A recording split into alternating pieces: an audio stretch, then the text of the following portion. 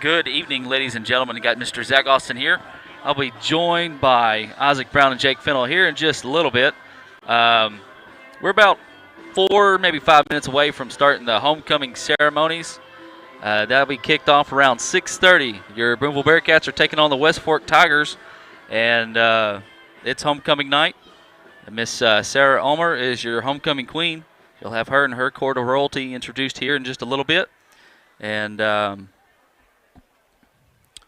we'll take a little break, and we'll be right back as soon as they start the ceremonies. Don't forget, Chuck and Ethan's going to be on Cool 104.7, and we'll be on YouTube or BoonevilleBearcats.com. Don't forget to download the app or subscribe to our channel. Hey, also don't forget to subscribe to Booneville Bearcat Classics on YouTube as well. Get to see some classic games from the 90s, early 2000s. 2013, that era and stuff. So tune over to that channel as well, Booneville Bearcat Classics. Subscribe to that channel, and we'll get homecoming going here in just a little bit. You're watching Bearcat football.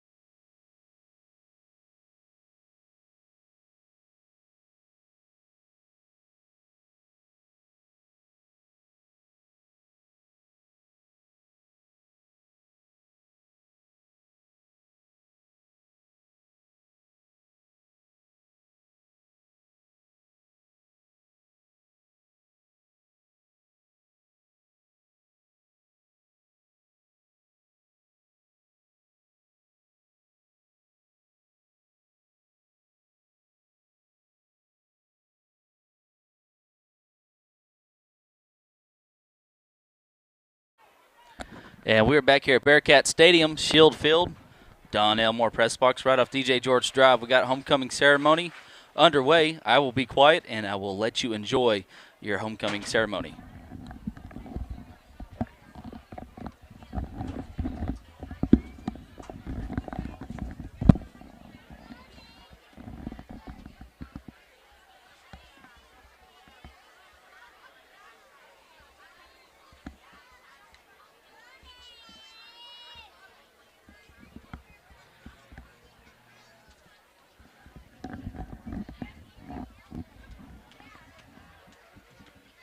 Welcome to the 2022 Booneville High School football homecoming ceremonies. This is our 102nd Bearcat homecoming. We have had 93 football homecoming queens and 11 basketball homecoming queens. In 1955, there were 2 queens for football. The Bearcat Marching Band will be playing You Are So Beautiful and is under the direction of Mr. Brian Rhodes and Mrs. Angela Rhodes.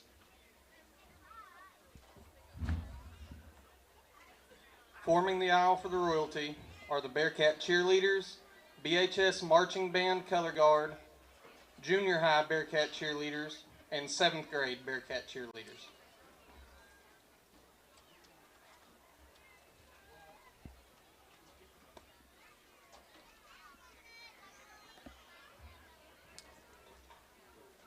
To begin our ceremony are our senior Bearcat cheerleaders and their senior Bearcat escorts. Senior cheerleader, Miss Savannah Coker. Savannah is escorted by senior Bearcat Brendan Dove. Savannah is the daughter of Mr. and Mrs. B.J. Coker. Brendan is the son of Mr. and Miss Shane Angel and Mr. and Mrs. Justin Dove.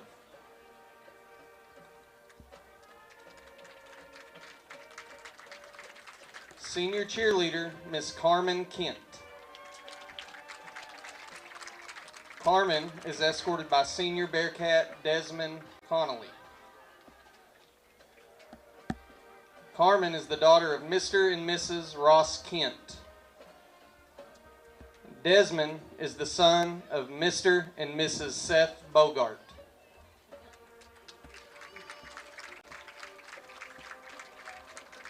Senior cheerleader, Tiagan McMaster. Tiagan is escorted by senior Bearcat Kyaton Scantling. Tiagan is the daughter of Mr. and Mrs. David McMaster. Kyaton is the son of Mr. and Mrs. Justin Scantling.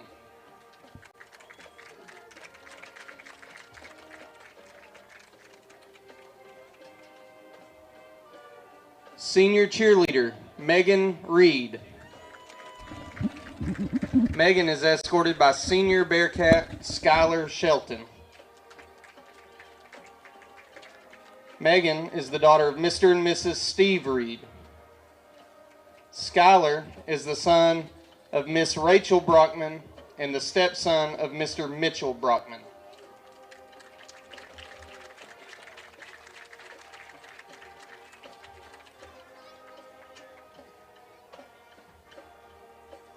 Now, may we present to you the 2022 Booneville High School Homecoming Royalty, grades 7 through 12, escorted by senior BHS Bearcats. 7th grade maid, Miss Lily Haynes. Lily is a 7th grade Bearcat cheerleader and the daughter of Mr. and Mrs. Bobby Haynes. She is being escorted by senior Bearcat, Mr. Trace Hall. Trace is the son of Ms. Deborah Tomlin.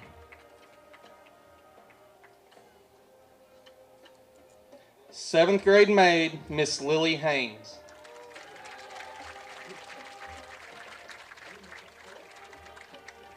Eighth grade maid, Miss McKinley Enzy. McKinley is a junior high Bearcat cheerleader. She is the daughter of Mr. and Mrs. Eric Enzy. McKinley is being escorted by senior Bearcat, Mr. Gage Broussard. Gage is the son of Mr. and Mrs. Bobby Broussard.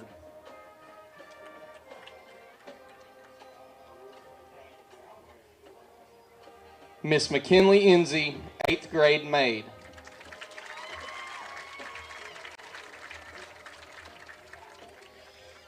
Freshman maid, Miss Anna Ferguson. Anna is a junior high Bearcat cheerleader. She is the daughter of Mr. and Mrs. Jeff Gagne and Mr. and Mrs. Kyle Ferguson. Anna is escorted by senior Bearcat, Mr. Cody Elliott. Cody is the son of Mr. and Mrs. Adam Elliott.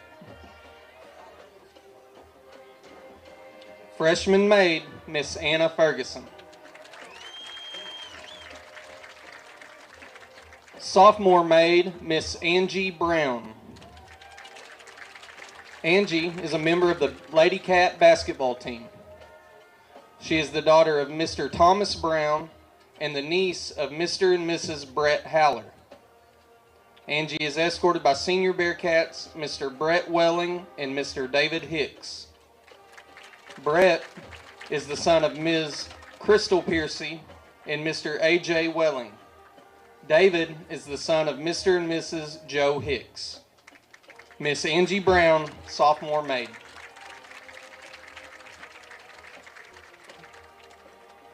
Junior maid, Miss Lindley Garrett. Lindley is a member of the Lady Cat basketball team. She is the daughter of Mr. Dustin Garrett and the late Mrs. Lucinda Garrett. Lindley is escorted by senior Bearcats, Mr. Cameron Osborne and Mr. Peyton Tatum.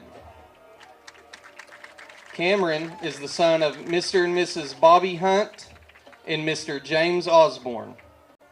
Peyton is the son of Mr. and Mrs. Todd Tatum. Junior maid, Miss Lindley Garrett.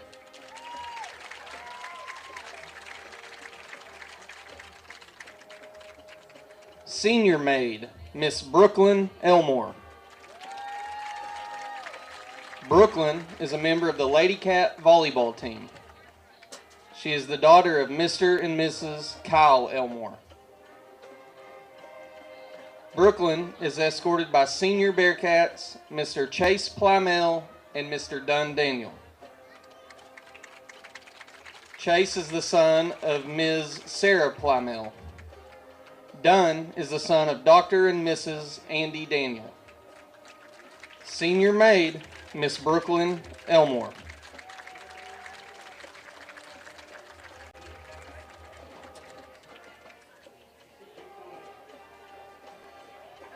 The children participating in our ceremony, carrying the game football, is Mr. Willie Joe Brown.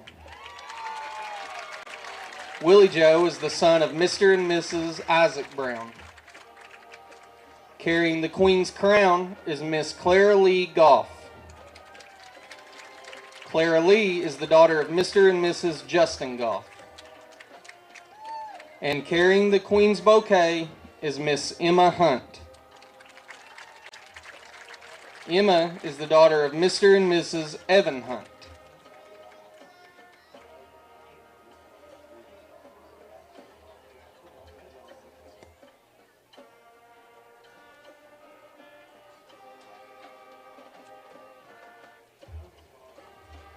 Our homecoming queen for 2022 is Miss Sarah Omer. Sarah is a member of the Bearcat cheer squad, the Bearcat volleyball team, and the Lady Cat softball team. She is the daughter of Mr. and Mrs. Randy Lloyd and Mr. and Mrs. Darby Omer. Sarah is escorted by senior Bearcats, Mr. Johnny Barnes and Mr. Brooks Herrera. Johnny is the son of Mr. and Mrs. Johnny Barnes. Brooks is the son of Mr. and Mrs. Robert Herrera.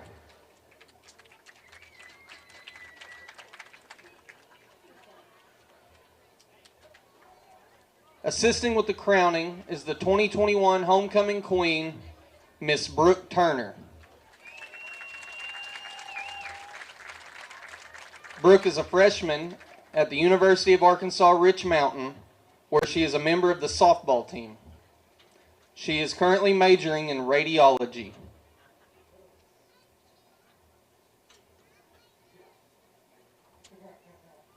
And crowning the queen is senior Bearcat, Mr. Johnny Barnes.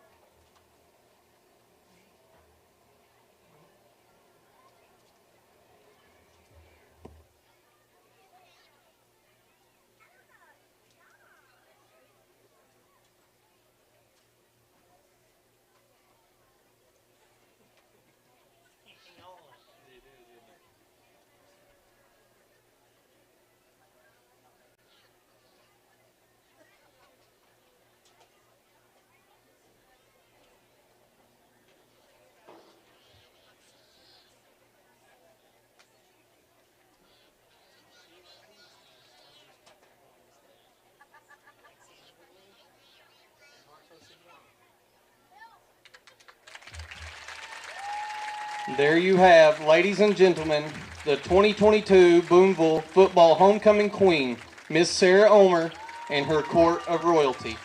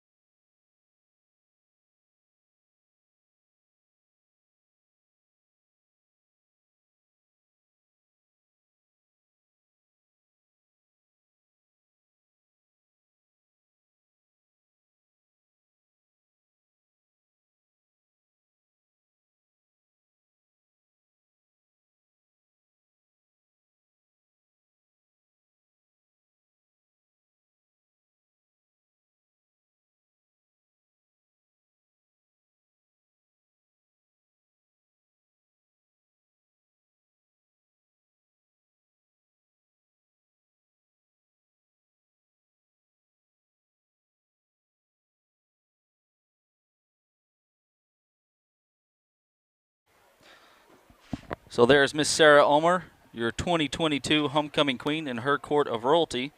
They're getting some pictures taken down there. Got about 17 minutes until kickoff, and we'll take another little break. We'll be right back and give you some stats on the series, give you some individual stats, and just talk about the upcoming game against West Fork. Just stay tuned. We'll be right back. You're watching Bearcat Football.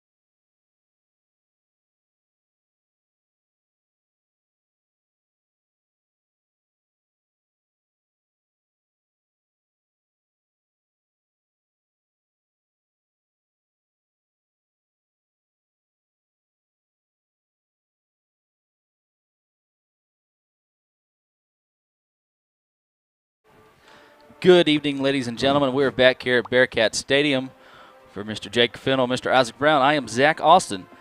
We are about, 10 minutes or so away from kickoff. It is Homecoming 2022. If you did not see any of the ceremony, you can always back it up. If you are watching on BoonevilleBearcats.com, I don't know if it allows you to back it up or not. But you can always catch it later on YouTube. Booneville Bearcats Sports. Don't forget to subscribe. Don't forget to download the app, and or go to BoonevilleBearcats.com. You got stories on the kids, story on sports events. You got golf just wrapped up. Girls wrapped up state, Jake. So yeah, the girls just wrapped up on Tuesday, and the boys have their state tournament on Tuesdays. The Tuesday coming up. So we got a lot going on. Tennis. Marcos and Juan won doubles, and they get to go to state for tennis. Is that right, Jake? Yeah, that's what I heard.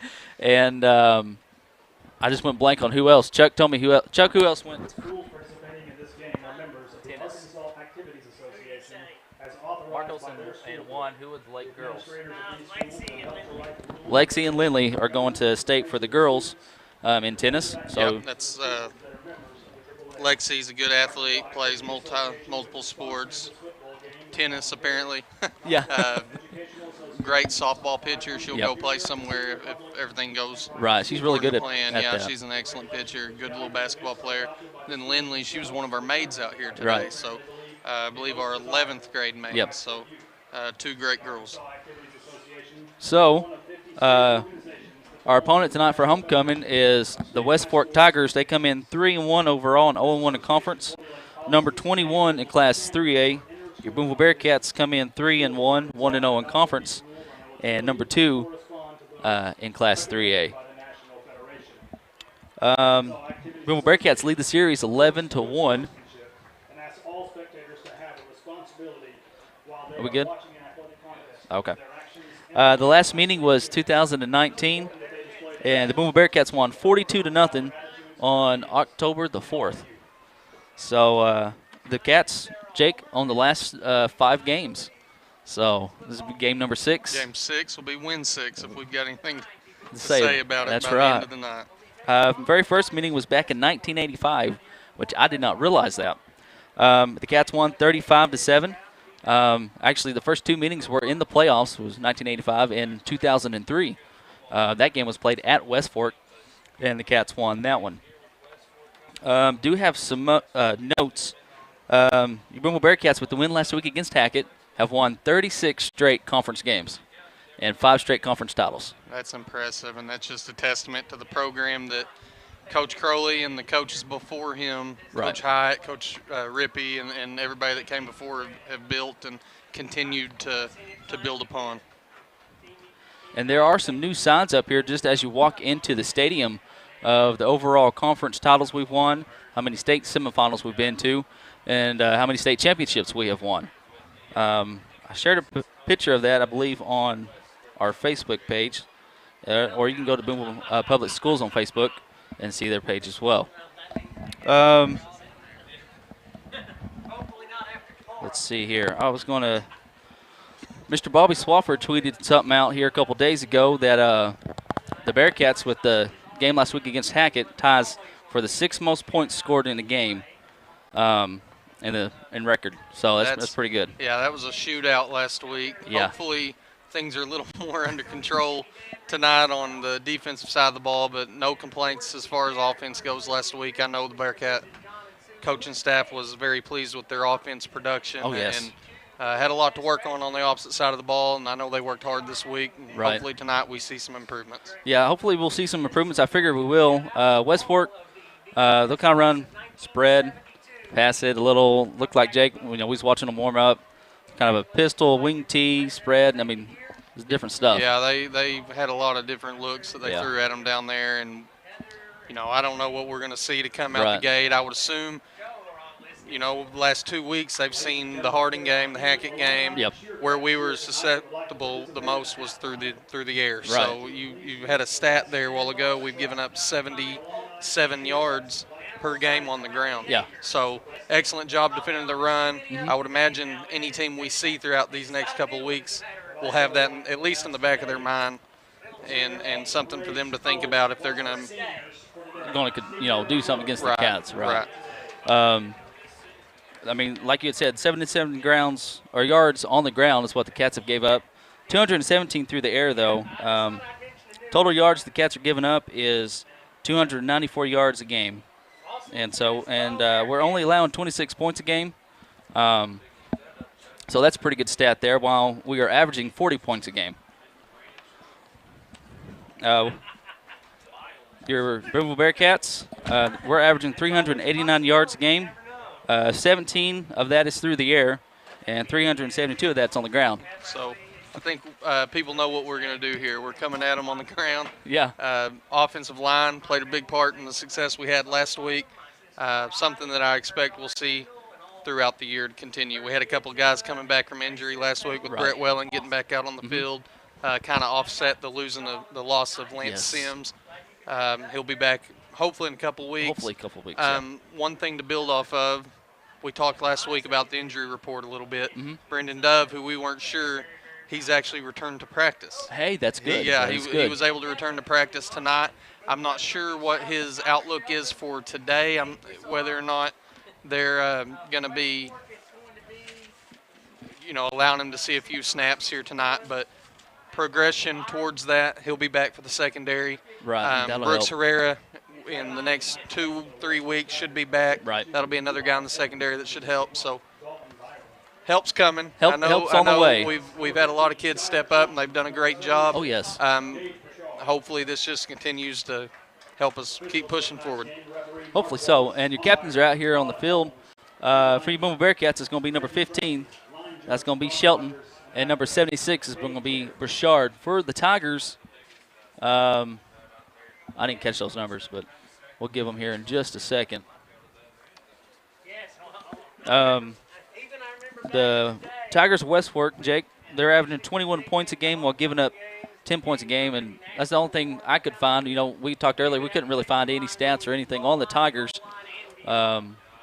just other than number 8 is going to be your quarterback.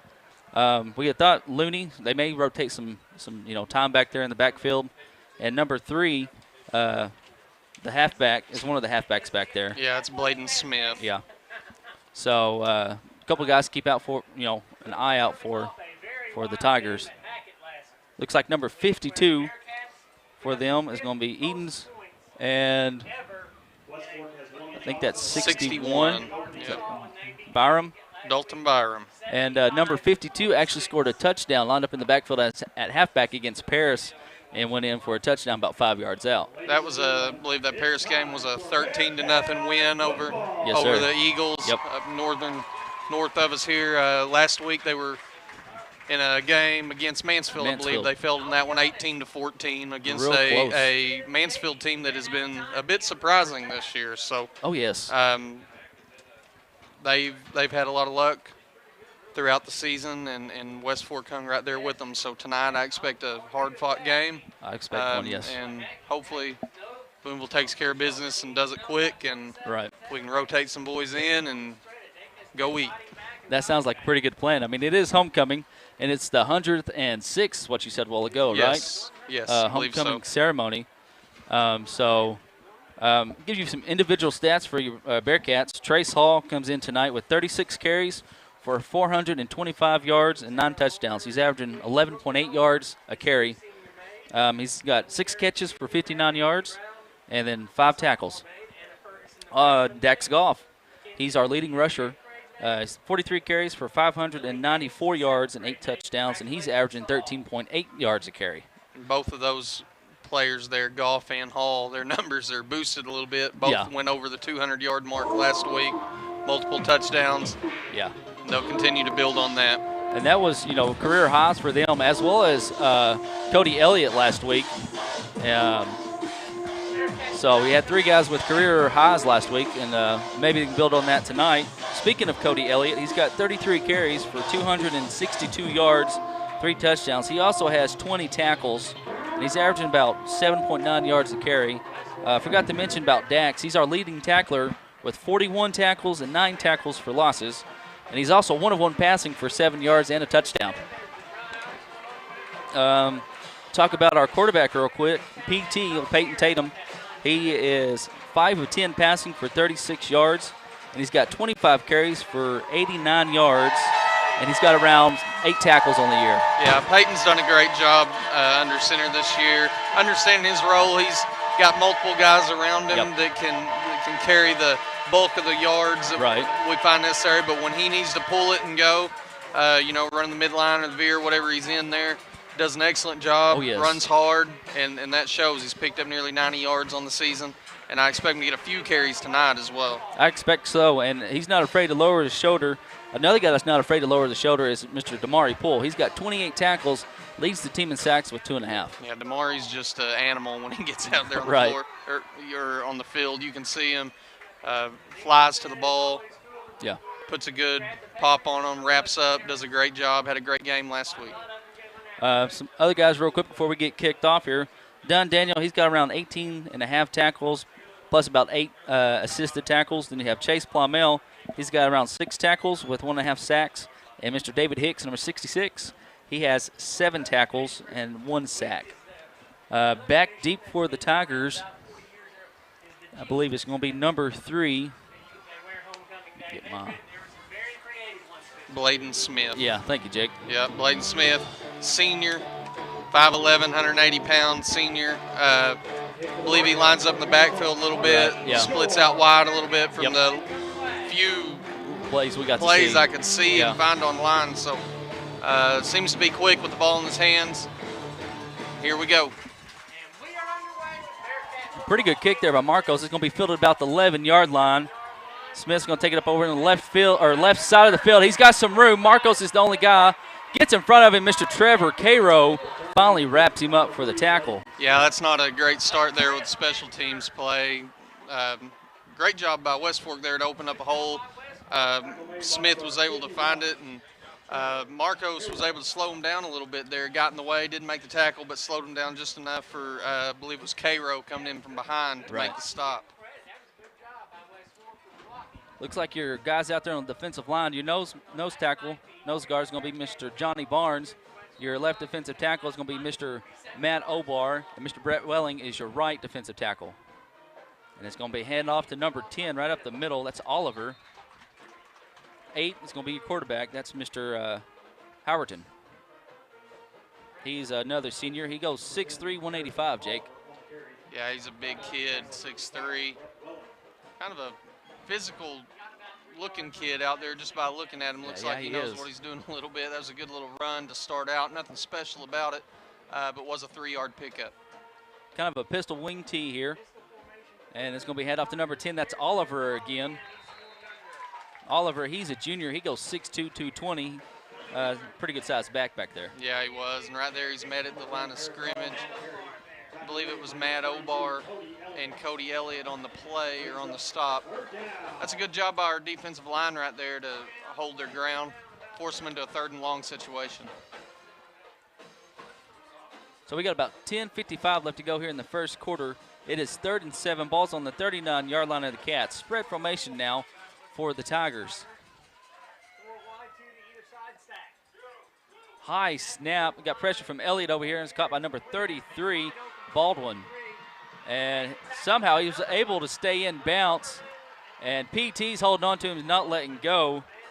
Baldwin, Jake, that's a big man right there. He is a big kid.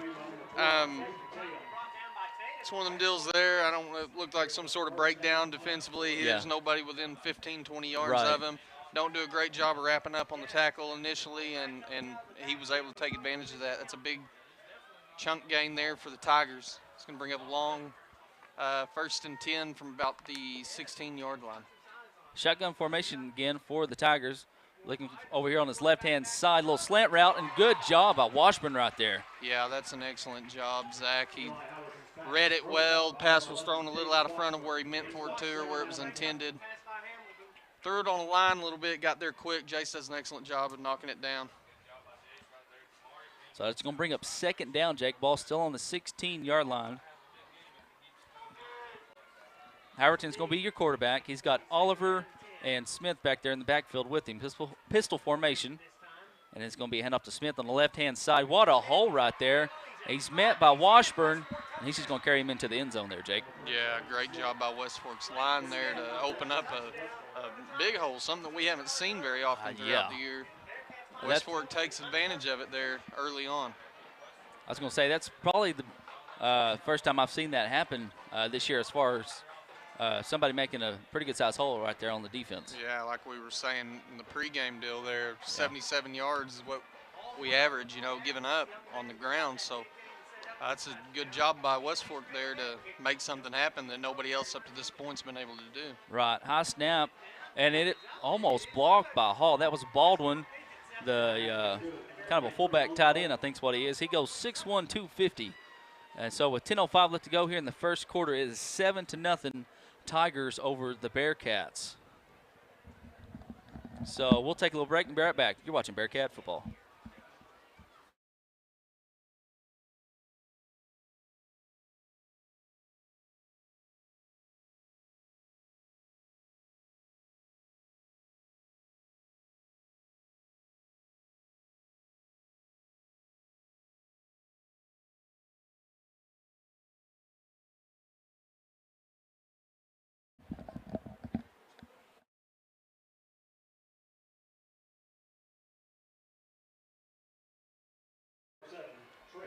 All right, we're back here. I'm having a little back here at Bearcat Stadium, just right off DJ George Drive, Shield Field, Don Elmore press box, and it's homecoming 2022. Baldwin's going to be the kicker for the Tigers.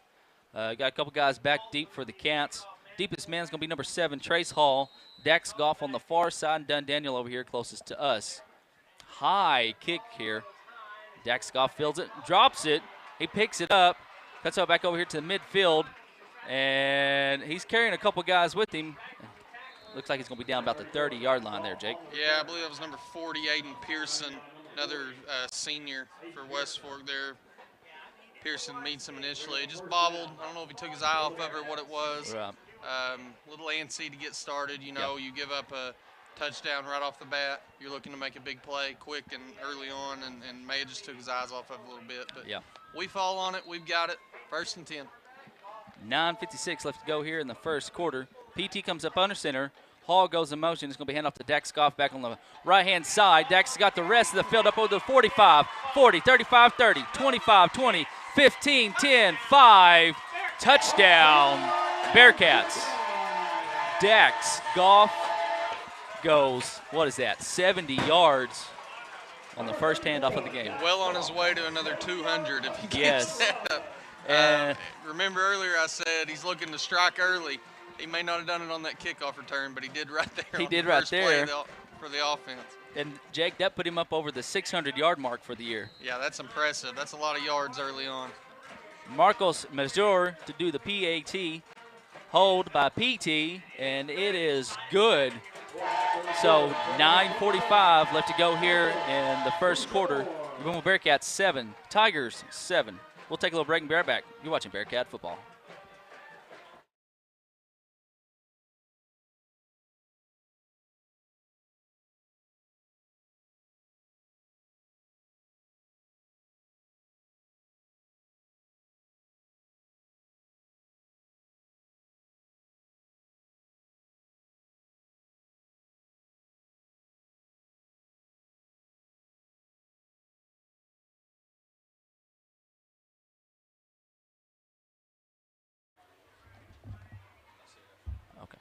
And we're back here at Bearcat Stadium.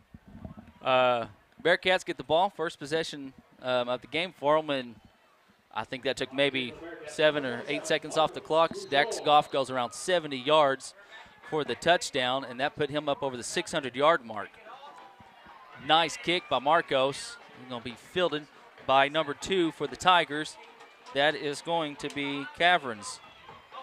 And he's still on his feet. Down at the 32, tackled by Mr. Cameron Osborne, senior for the Bearcats. It's a good job by Osborne on the pursuit, and a better job, even though he had a tackle broke initially, it's a better job by the Bearcats keeping everybody in front of them. Much better starting position for Booneville here on defense. It's going to be 1st and 10, looks like about the 32-yard line.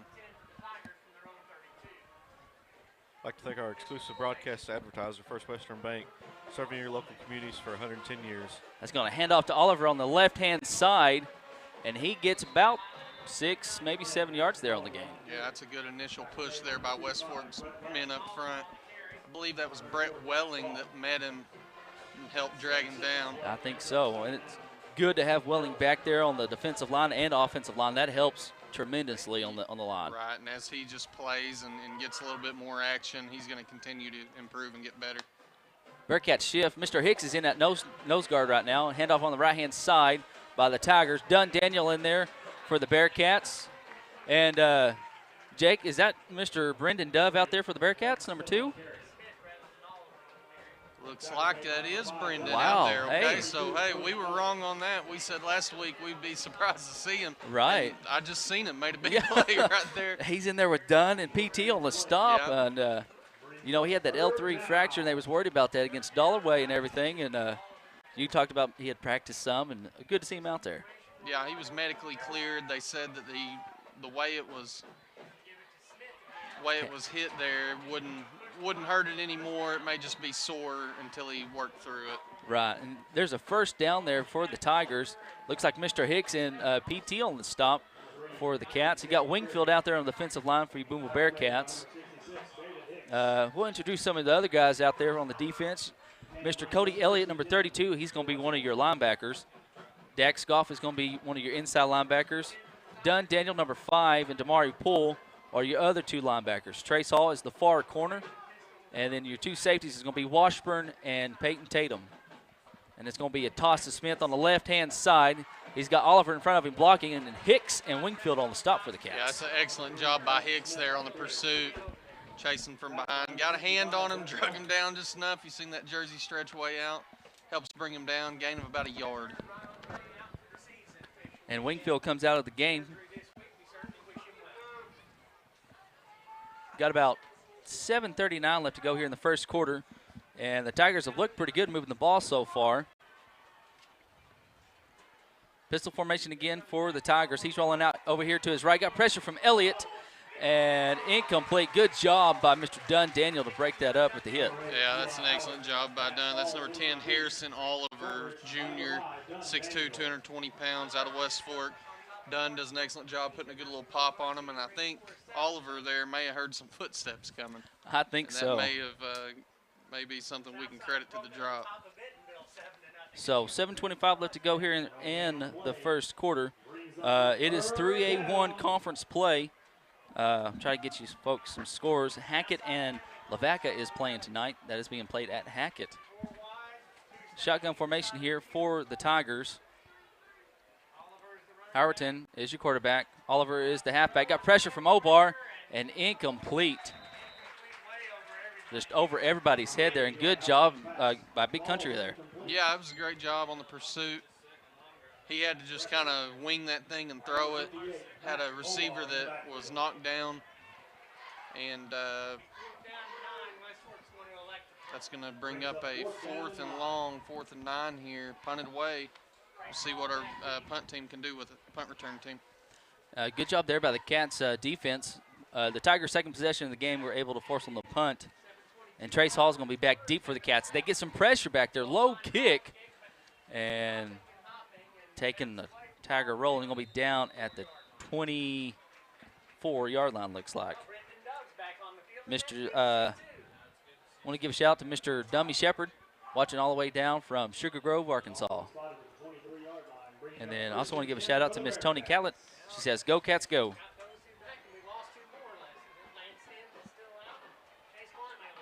Second possession of the game for your Bearcats. Dunn Daniel split out to the right.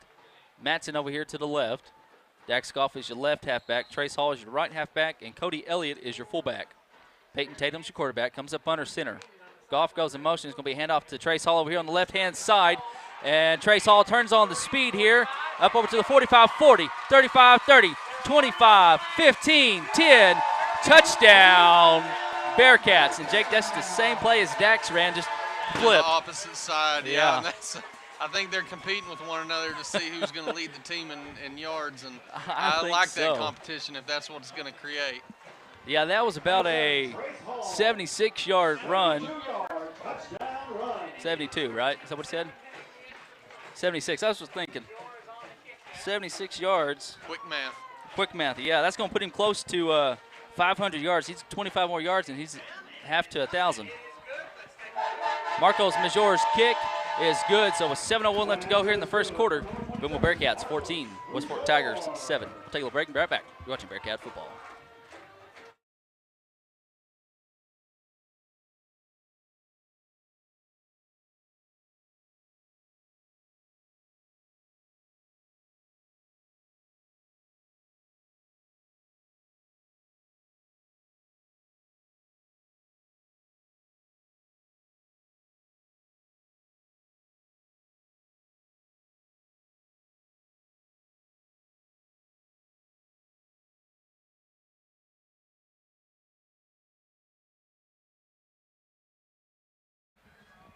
We are back here at Bearcat Stadium, just right off DJ George Drive, Shield Field, Don Elmore press box. On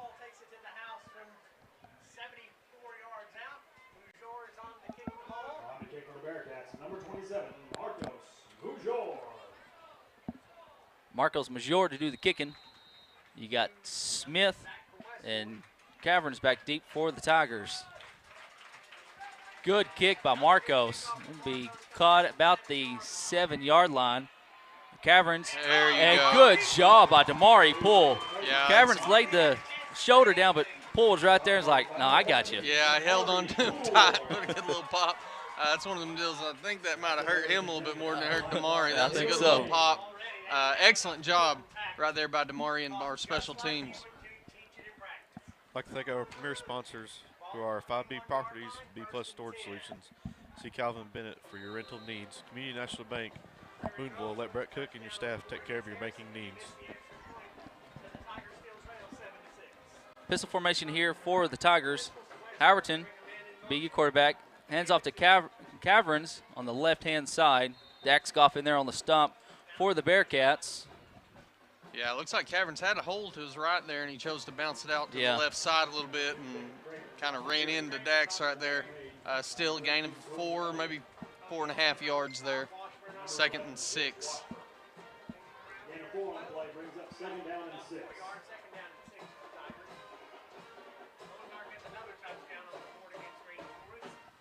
Same formation here for the Tigers. One split out to the left, shotgun formation, or pistol formation, excuse me. Hand off to Smith over here on the right-hand side, and Damari Poole on the stop, as well as Johnny Barnes. And that's a better job right there by our line. Yes. Our defensive front there working hard. Nowhere for him to go. Great stop by Damari.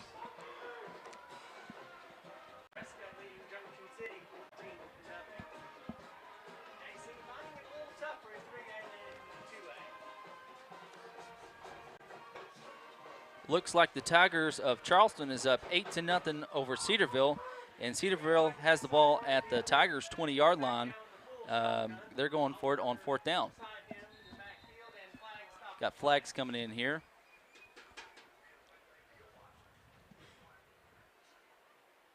Got a false start penalty charged to West Fork's going to back it up 5. It's going to bring up from 3rd and manageable there to a 3rd and 11 situation. And like you said before, you know, that dwindles down to your playbook, your options, what you've got to go here. West Fork's done a pretty good job moving the ball against it so far tonight, fellas, and we'll see what they've got cooked up here. Yeah, they've done a good job up to this point, something that most haven't been able to do up to this point. And it looks like it's going to be a pass over here to Oliver. Dax Goff is there, and he's just going to hold on to him. Good open field tackle there, guys, by Dax. Doesn't have to be pretty, doesn't have to be a big hit. Just get your hands on them and drag them to the ground. Right. That's what Dax does. And it looks like West Fork is going to make the decision to send out the punt team, which I think is a good choice. I think so, too. Ball's on their own 28-yard line. It's 4th and 2, but like you said, I think that's a good call. 3rd possession of the game, and they're having to punt. Trace Hall is back deep. We'll see if he can return one here. High punt this time, a little bit better punt. He got under it this time. Kind of takes a sideways bounce, and he's going to be downed at the 37, 36-yard lines where the side judge is going to have it. Well, Zach, 2 possessions, 2 plays, 2 70-plus yard touchdowns. Right. Excellent job by Booneville up to this point. They'll be getting this one at the 36-yard line, 1st and 10. We'll see if West Fork finds a way to make some quick improvements on the sideline here. Looks like Ozark's up 14-0 over Green Forest. PT's going to be your quarterback. Comes up under center. 17 seconds left on the play clock. Hall goes in motion. Hand off to Dax Goff, and he goes right up the middle. Cuts him over here to the sideline, up to the 40, 35, 30. Sheds a tackle, and he's still on his feet.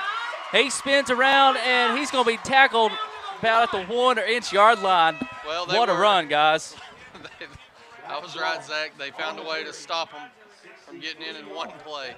Man. Struck him down right there. That was an excellent job by Dax Goff right there, breaking I don't know how many tackles, spinning and shifting. I don't either. They were finally able to catch him and drag him down at the 1-yard line, or maybe even inside the 1-yard line. So PT's going to come up under center here, and it's going to give off to Cody Elliott, and let's see. I don't think he got it. I don't think he. So he's got to be about at the inch-yard line, guys. Yeah, he doesn't have much more to go inside that 1-yard marker. Great job right there trying to keep Elliott involved in this offense, give him an opportunity to punch one in. Wouldn't shock me at all if he got another opportunity right here. We'll see what the Bearcat offense draws up. Dunn Daniels going to be split out to the right and close, actually. And it's going to be handoff. Elliott right up the middle. So with 3:33 left to go here in the first quarter, Cody Elliott goes in and makes it 20-7. Just going to bring on Marcos Major to do the PAT. Give a shout out to Marcos' parents watching all the way back in Spain.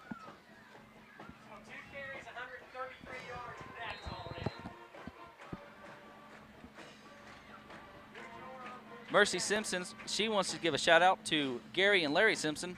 Says happy birthday from mom and dad.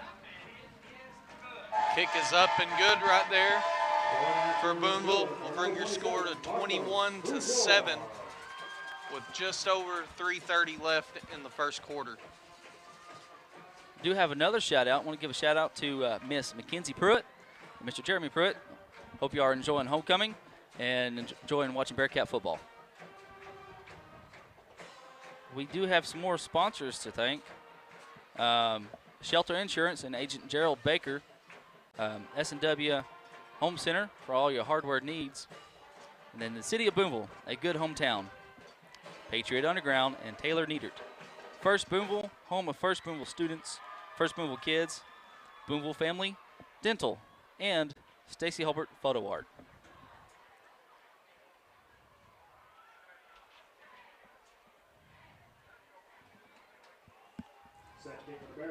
Number 27, Marcos. Let's see here.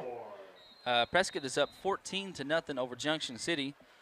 Junction City's having a tough time this year, moving up to 3A. High kick, good kick. Caverns gets it over here on the right-hand side, cuts back to the middle towards the left. Cairo has a hold of him but couldn't hang on. And was that Dylan Todd that kind of popped him from the back? Yeah, I think that was Dylan, number 21. Good little pop on him right there. Excellent job by Cairo on the pursuit. Wasn't able to quite bring him down, but slowed him up, got a hold of that jersey, slowed him up a lot, and gave Todd time to get in there and lay a good little lick on him. With that, that's going to give West Fork the ball at their own 27-yard line, 1st and 10. So this is their 4th possession of the game, guys. First one, they drove all the way down, looked good. Yeah, they scored. did. They did. They started with excellent field position. That'll show you what good special teams can do for you. Shotgun formation. Howerton's just going to keep it, and he's just going to be wrapped up and met by Damari Poole and Mr. Hicks. Excellent job by both them boys to get in the backfield, and Howerton just didn't have anywhere to go with that. He just kind of lowered his body and took the lick and got up, and we'll try again. Loss of about a yard on the play. He's going to bring up 2nd and 11. Got 2:58 left to go here in the first quarter. Shotgun formation again for the Tigers. Howerton's your quarterback. Got Oliver back there with him. Little screen. by the Tigers. He's got some guys out in front of him. He's going to be close. He's got the first down. Washburn, though, wraps him up about the 42-yard line. It's a good play call, Zach. They've been getting in the backfield pretty often, and right there, for those of you that don't know, because I barely do, you let them go. There's a line, you let them go, you get them in the backfield, and then you're there to be the blocking for your halfback slipping out the backside. So that's an excellent setup for West Fork. It's going to be a big chunk, 1st and 10. Pistol wing T here, and right up the middle pretty much, and he gets maybe 2 yards there on the carry. Yeah, not a lot of room to run. Good job by the defensive front there. I believe that was Bryson Whitman, number 7 on the carry. He was brought down by David Hicks. Washburn's going, or not Washburn. Crosby comes out. I went blank there for a second. Pistol formation here for the Tigers. And Howerton's looking to pass. Got a little time. Now he's got pressure from Barnes. And it's caught. Ooh. Brendan Dove laying the hit there. Also hit Trace Hall. Yeah. Crowd also got a little nervous there themselves. I think we all did. Yeah, that was the first big lick Brendan's taken since he's got back. Wasn't even from the defender. It was his own guy right there. I believe that was 7, Trace Hall. That was just kind of a throw it up, wing and a prayer type deal, and it worked out, fell right into his hands. That's one that the secondary will be kicking themselves, but they've got an opportunity here. Step up and make a play. And that was Mr. David Hicks, 66, applying the pressure, not Mr. Johnny Barnes. Howerton's looking to his right again. Got pressure from Big Country. High pass and intercepted. They're fighting for it. Yeah, that's an interception right there, Zach. So that's going to be a touchback. That's 12. That's our quarterback. That's our quarterback right there. That's a good job by PT. We've said a lot, PT's put in the work this year, and it is definitely paying off. 1:26 left to go here in the first quarter, and that's the second interception on the year, fellas. Dylan Todd's got the other one, and Mr. PT's got the second one here. Yeah, I believe Dylan got his in the Ozark game? Ozark game, yep. Ozark game that he got his. Good job by PT there. He was in position. Another defender, I didn't catch his number, in position there. Tatum's able to bring it down, touchback, 1st and 10 for Booneville. PT comes up under center. Hall goes in motion. It's going to be a keeper by PT, and it's a pitch, and Hall picks it up, and that was almost, PT waited just a little too long right there, Jake. Yeah, and sometimes the smart plays to take a loss. Yeah. And I think he's going to look back on film and see that. Oh, I should have just kept it there. Yeah, well, he probably already knows, I should have kept it. He's an athlete. He's smart enough to know that. And little antsy there. Worked out in our favor. It did. Luckily, right there, gain of, 7-yard pickup there for Hall. 2nd and 3.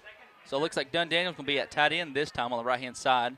And he's going to head off to Cody Elliott on the right-hand side. Cody's got the first down and gets up over to about the 45, 44-yard line. If he hadn't run into the other defender, he'd almost been gone, fellas. Yeah, he would. We do have flags on the field. Isaac, did you see anything? There is a flag, however, back at the Bearcats 29, and this one's coming back. Guess it'd be against the Cats. Yeah, it looks like it's going to be. Hold. I would assume a hold. Officials get together to talk it through and find exactly where it was on the field and what it was and what it'll mean for the offense.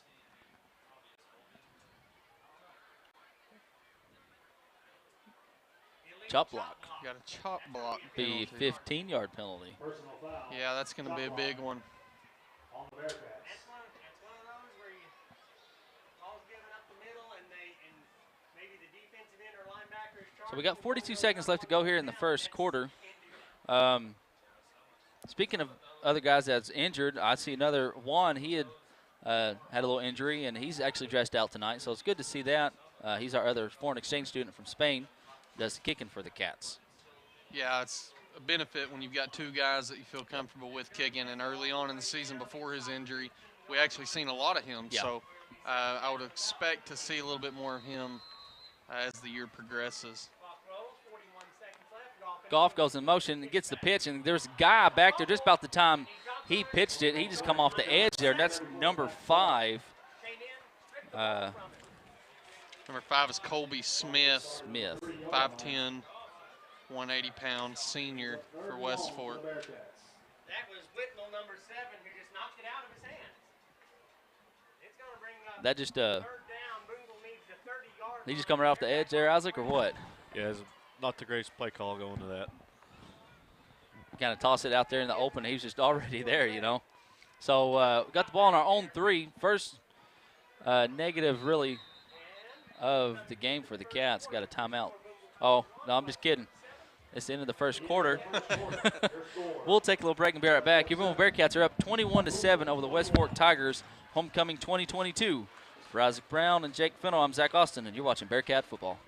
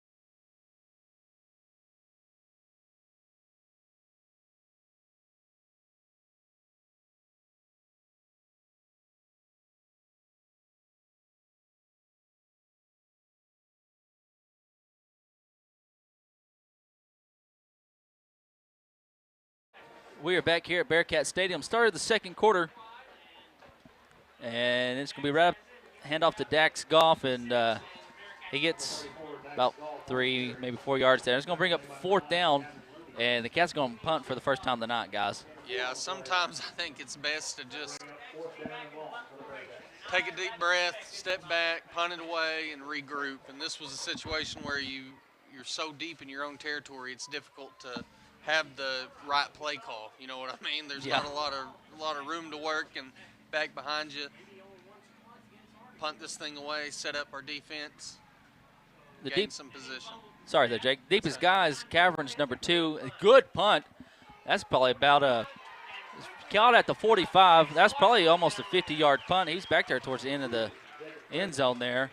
And Washburn there on the tackle as Caverns got it there. Yeah, Jace does a great job, meets him immediately. And that's best case scenario right there, to be punting out of the back of your own end zone.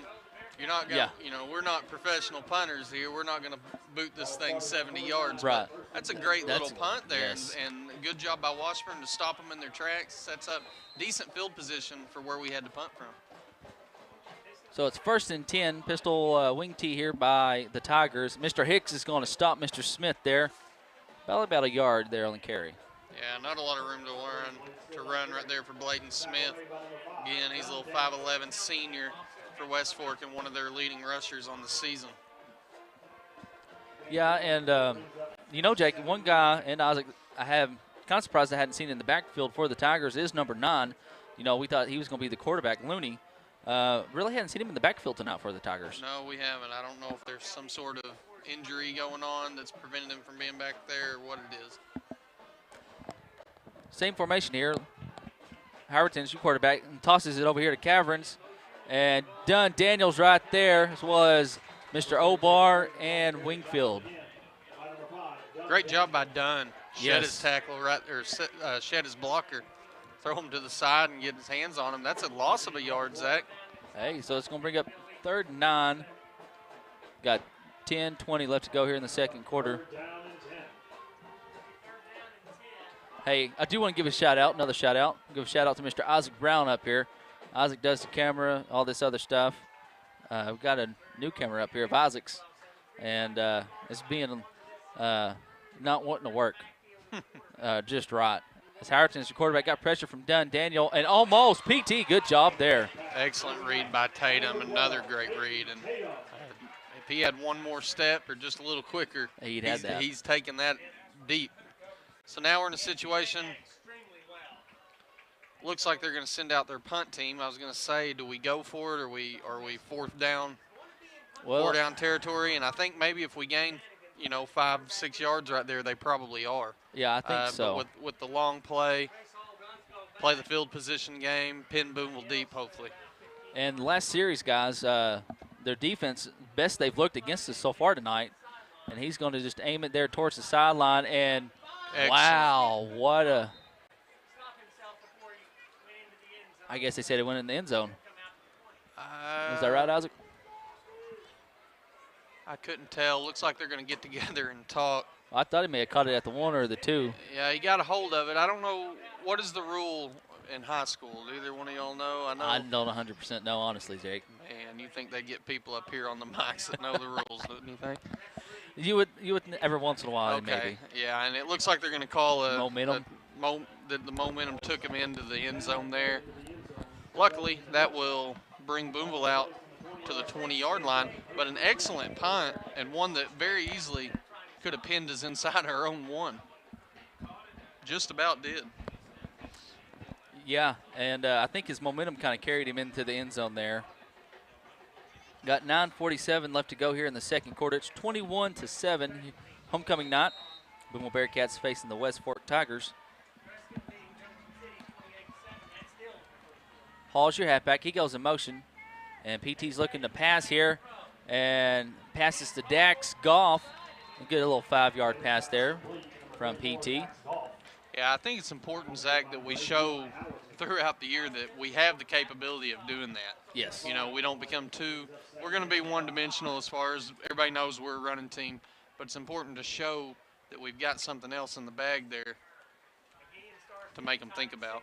Right, and that way they have to prepare for the pass as well, not just the run. Right, spend a little extra time working on it. Goff goes in motion, and it's going to be hand off to Cody Elliott there, kind of on a fullback draw. I believe he got the necessary yardage there, a gain of about 5 for Elliott. I think so. And there's number 9. We was talking about Looney, Jake, so they may just have him playing on defense right now tonight. And well, now they're talking about it. Isaac, did you see anything else that went on? I missed. Yeah, it looks like there's a flag. I didn't see it, and I still don't see it. I don't either. Oh, it's back here at the 20. Illegal shift. Illegal shift. Well, that's going to back us up. 5 and be 2nd and 10. Okay, so we're back where we started here, 2nd and 10 for your Bearcats. Goff goes in motion, and it looks like the Tigers are just going to give it right back to us. Let's do it again. Let's get back where we started and go back to our original play call. That'll work. And, hey, let's give a shout-out to our guys up there up front. Our starting center, Lance Sims, he's out with a fractured hand. They moved Mr. Matt Obar back over to center. He played center last year for the Cats. So yes. he's your starting center tonight. Mr. Brett Welling, he is your right guard, and your right tackle is Cameron Osborne. Your left guard is Mr. Johnny Barnes, and your left tackle is Mr. David Hicks. PT on the keeper there, lowers his shoulder, and he's got about 4 Tigers there on him as he gets close to the first down. And that's what we were talking about earlier, Zach. Yes. He's not going to carry more than 5 times a game. Yeah. Up to this point, he may develop his own little wrinkle where he gets a little bit more, but yeah. He's not afraid to lower his shoulder, he's not. Put a little pop on somebody. He's yeah. a versatile athlete. We see it down here with the interception a while ago. Oh, yes. Does an excellent job there to pick up the yards we need. It's going to bring up a first down. Matson splits out to the left. Dunn Daniel over here to the right. Hall goes in motion. Hand off to Cody Elliott right up the middle. And he gets maybe 4 yards there, but he's met by Looney, number 9.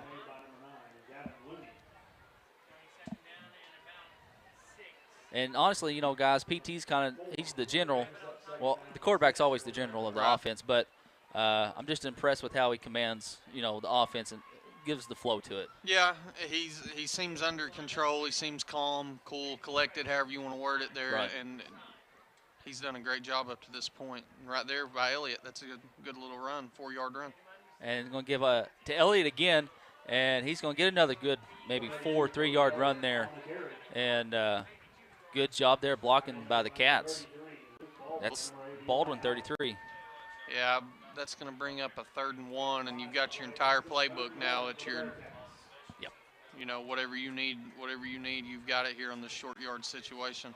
Great job by Elliott. Nothing fancy, nothing, you know, special, just a good hard run. Yep. I formation here for the Cats. We hand off to Dax Goff right up the middle. He's got the first down. And, you know, fellas, this is something we've seen them add this year. I don't recall it last year, do you, Isaac? And, you know, the I formation, and still got your wing back up there.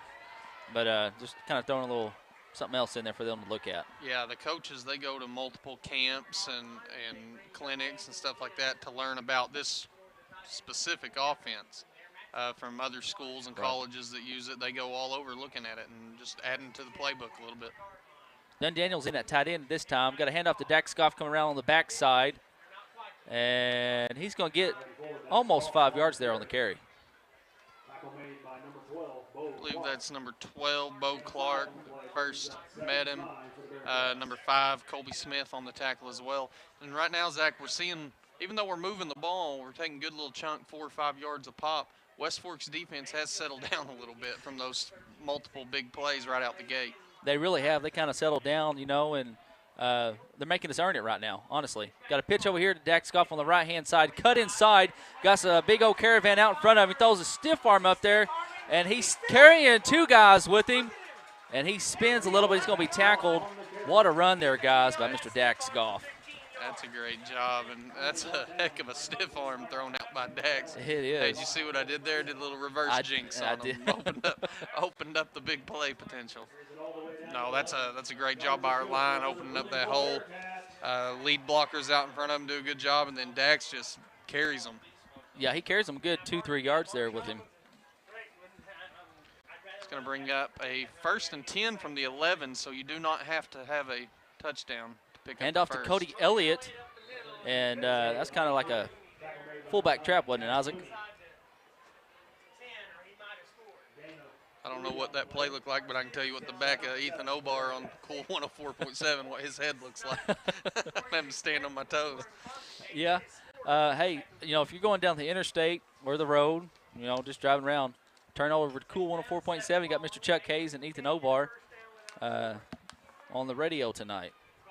Got a pitch over here to Dax Goff, cuts inside. That's going to be coming back. Got a flag. And I don't know if they're going to call a hold over here on Dunn. Another illegal shift. I don't know what illegal shift.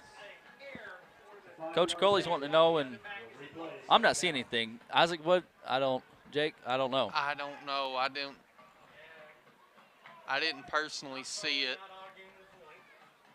Because it was after the play had started, so I don't know. I'm not sure. I didn't see it. I'm not going to sit here and say we didn't do it. Oh, yeah, times in a row, for sure. though. That's something that needs to be cleaned up. Definitely so, and, you know, get help right back from the Tigers. Yep, that's the way we do it. We get one, they get them, give them back. So that's going to move it back up to the original spot just a couple of plays ago. Bring up a 2nd and 7 from the 8-yard line. It looks like we've got a timeout, West Fork on the field with 5:27 left in the half. I'd like to thank our exclusive broadcast advertiser, First Western Bank, serving our local communities for 110 years. Thank you, Isaac.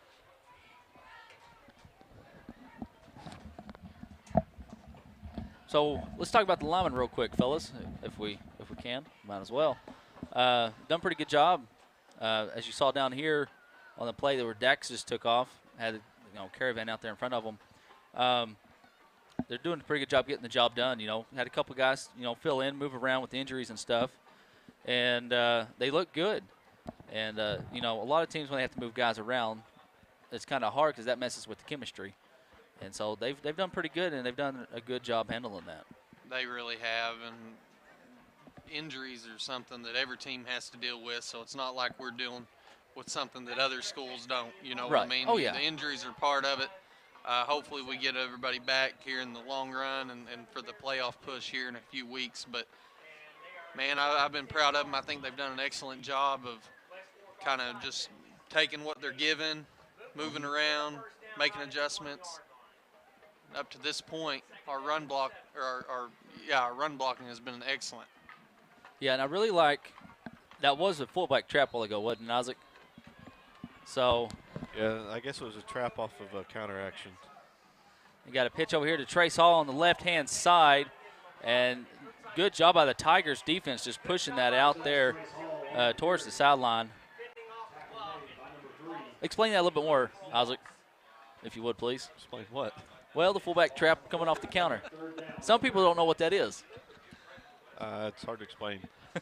So when we were in school, we ran trap off of crossbuck action. It's just sort of trying to fake somebody out with a little bit misdirection. Yeah. So they usually run a counter. We've run counter a lot already. We scored 2 times on it, so just adding something else in there for them to look at. And it's getting, Cody Elliott the ball more, and I love watching Cody run, and he does a good job. And as PT comes up under center, 1 second, and I think we just got it off. Toss over here to Dax Goff. Got some good blocking here as Chuck knocked his back of his chair off. Chuck got so fired up, he sent his chair flying down the stairwell. He did. Houston had to go get it for him.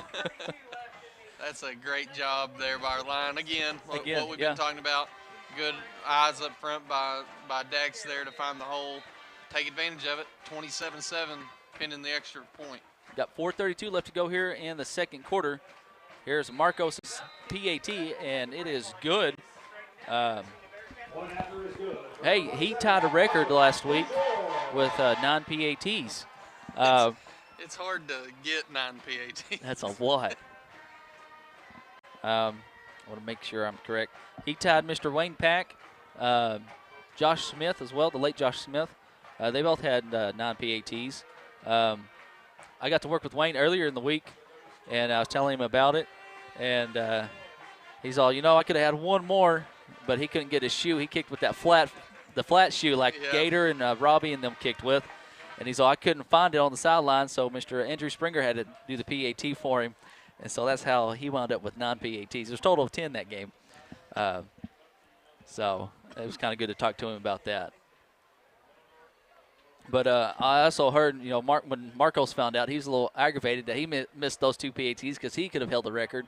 And I'm pretty sure Pablo is tied with the record, too, with 9 PATs as well. So a little more common than I thought it was. Yeah. To get that many. 9 seems like a lot. 9's a lot. Good kick here by Marcos, and it's going to be fielded by Caverns. And he drops it there, guys, on the 15-yard line. And he's just going to be wrapped up by number 40, Desmond Conley. Good job by Desmond getting in there and hanging on. One of them deals. Just, again, not looking the ball in all the way. Who was that? Was that Cravens? Cravens. Number 2, Cravens. Cravens. I've been saying Caverns all night. I'm sorry. Cravens. Cravens. So Cravens. I might need to stay with Caverns. I keep saying Cravens. I'm going to fling a Craven on myself. I don't know what happened there. Just didn't look the ball in. Yeah. Fortunate break for the Bearcats. Going to bring up 1st and 10 from the 23-yard line of the Tigers. Shotgun formation. Cats bringing some blitz. Got some pressure over here. Little halfback screen again to Oliver. And he's got some room. He's got the first down. And he's going to be tackled at the midfield. Hey, you got Brendan Dove, Washburn, and Dunn Daniel in there on the stop. Again, that's a great play call. That seems to be the one thing that's worked well for them. Yes. That one even better than the other. Going to get the ball to midfield. The West Fork's own 49-yard line. And 1st and 10 coming up. Since the first possession of the game, this drive here is the best they've looked. They looked pretty good the last one, but they've kicked it up a step this one. Yeah, that's a good out the gate play there. Get a little momentum going for them. They're going to need it if they look to make a push here. Howerton throwing over here to his right, got a guy wide open. That's Smith. And good open field tackle. That's our quarterback. He's kind of been just everywhere tonight. Yeah, he's done a great job. He's flying to the ball well, not afraid to put a pop on him like we've said multiple times on whichever side of the ball he's on. Great little play right there, though. Gain of several. I can't remember where it was at. It was at the 50, about 11-yard pickup there. So another good little chunk play. 1st and 10 from the 40, the Bearcats. Got 3:35 left to go here in the second quarter. 28-7 Bearcats over the Tigers. Pistol wing tee here. And hands off to number 7 over here on the left-hand side. And wrapped up by Dunn Daniel, but I think he's going to have a first down. Got Mr. Frank Gill out there for the Bearcats, number 79. I think they're going to stop him about a yard short of it. 2nd and 9, or 2nd and 1, excuse me, gain of 9. I do have a score. Prescott is up 35-7 over Junction City that's the start of the second quarter. Going a little different for Junction. It is. Going to be hand off to 7 again. That's Whitmill. First down here for the Tigers. And they've got something cooking here. With 2:56 left to go here in the second quarter. That's Cameron Osborne on the stop. Just kind of got a hold of his ankles and helped drag him down there. Another great little run right there. West Fork's got something going here. Bearcat defense needs to look to make a big stop. I got a couple conference scores for you folks, and I'll give it to you right after this play. Shotgun formation here for the Tigers. Going over here and it's just a little high. That was intended to number 7, Whitmill, from your quarterback, Cowerton. Levac is up 21-0 over Hackett. That's in the second quarter. And then Charleston is up 15-6 over Cedarville. That's in the second quarter. 15-6. 15-6 Charleston over Cedarville. And then Mansfield's up 13-6 over Greenland. That's in the second quarter. So I got a couple close scoring games. Levac is just a little bit out ahead of Hackett right now. And it's going to be handoff to Oliver, and he's going to be wrapped up there. Who is that? Mr. Dunn Daniel and Cody Elliott on the stop. I'm sorry. Yeah, that's Cody Elliott. And that's a great job by our defensive front, just plugging the hole there, forcing him to try to have to bounce that out with nowhere to go. Elliott puts a good little pop on him. Looks like we've got a timeout on the field. I believe that was charged to Booneville. So, hey, with 2:17 left to go here until halftime, we'll take a break with them. You're watching Bearcat football.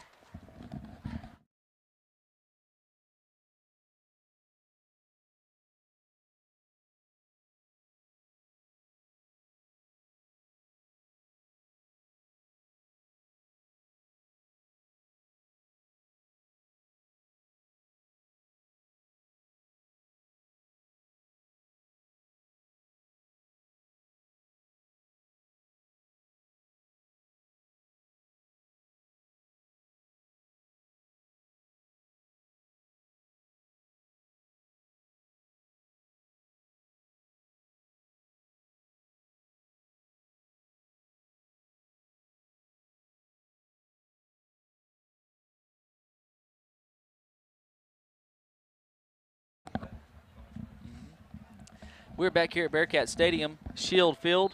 Don Elmore press box just right off DJ George Drive. Homecoming 2022, Miss Sarah Ulmer is your homecoming queen. Howerton, little pass en route, caught by, who is that? Cravens. He's going to be inside the 10. Brendan Dove on the stop for the Cats. That's a play they're going to look back and see on film and realize we should have made a big pop on him right there. Yeah. Ball was bobbled, and for whatever reason, we slow up on the tackle. Right. I don't know if we're looking to make a play or not. I don't They're know. going to see that and think, boy, that would have been a good opportunity to Just put a shoulder into him. And lay the lick to him, you yeah. know. 2 minutes left to go here in the first half. Pistol wing tee here. And it's going to be a handoff to big number 52. And he's going to be stopped for about a yard or two. That's Eli Edens. He is a senior, 6'3", 300 pounds is what they have him on. Well, that's a big man right there. Big man they brought in their big man play. Was able to gain a yard or two. Yeah. Wasn't a lot on there. Bring up 2nd and goal from the 7-yard line.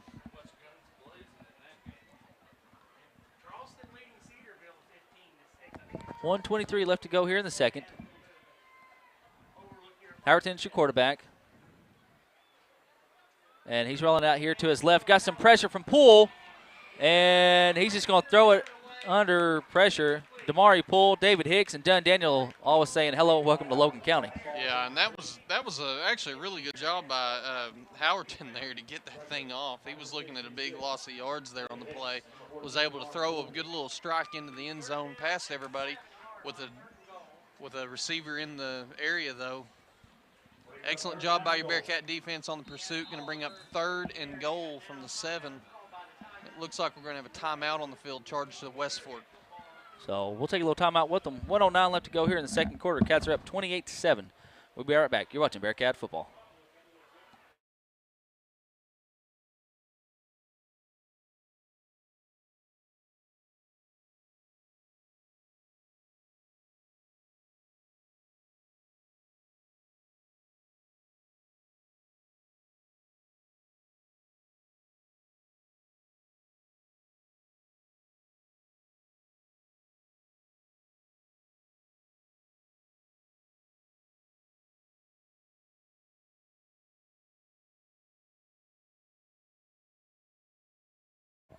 And we are back here at Bearcat Stadium.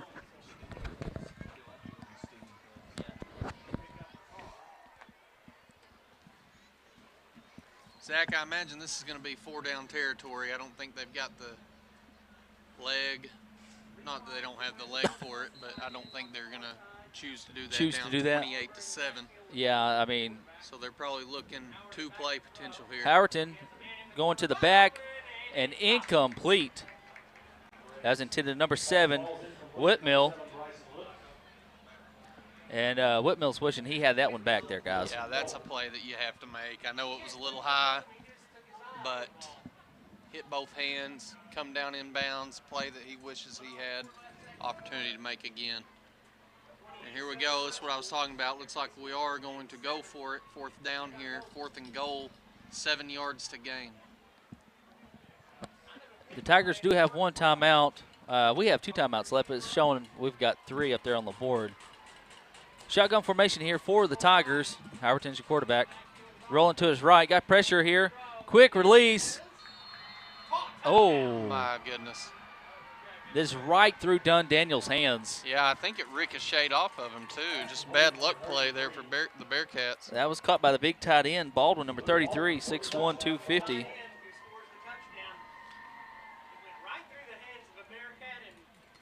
So they get on the board with 1 minute left to go here in the second quarter. It's 28-13.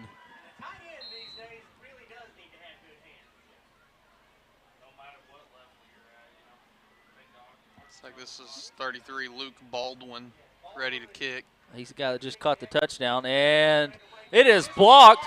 David Hicks and Trace Hall back there. I believe that's Hall. I might have knocked the wind out of him. Didn't like where that ball hit him. Yeah. Great job by him. I was getting ready to say, and now I wish I would because I'd sound like I know what I was talking about. I was getting ready to say I'm predicting we're going to block a kick here before the night's over the way we got in the backfield the first time. We was close the first time, Yeah, we should have blocked the first one or had an opportunity to, and got a hold of that one. I'd like to thank our premier sponsors, which are 5B Properties and B+ Storage Solutions. See Calvin Bennett for your rental needs. Community National Bank Booneville. Let Brett Cook and his staff take care of your banking needs.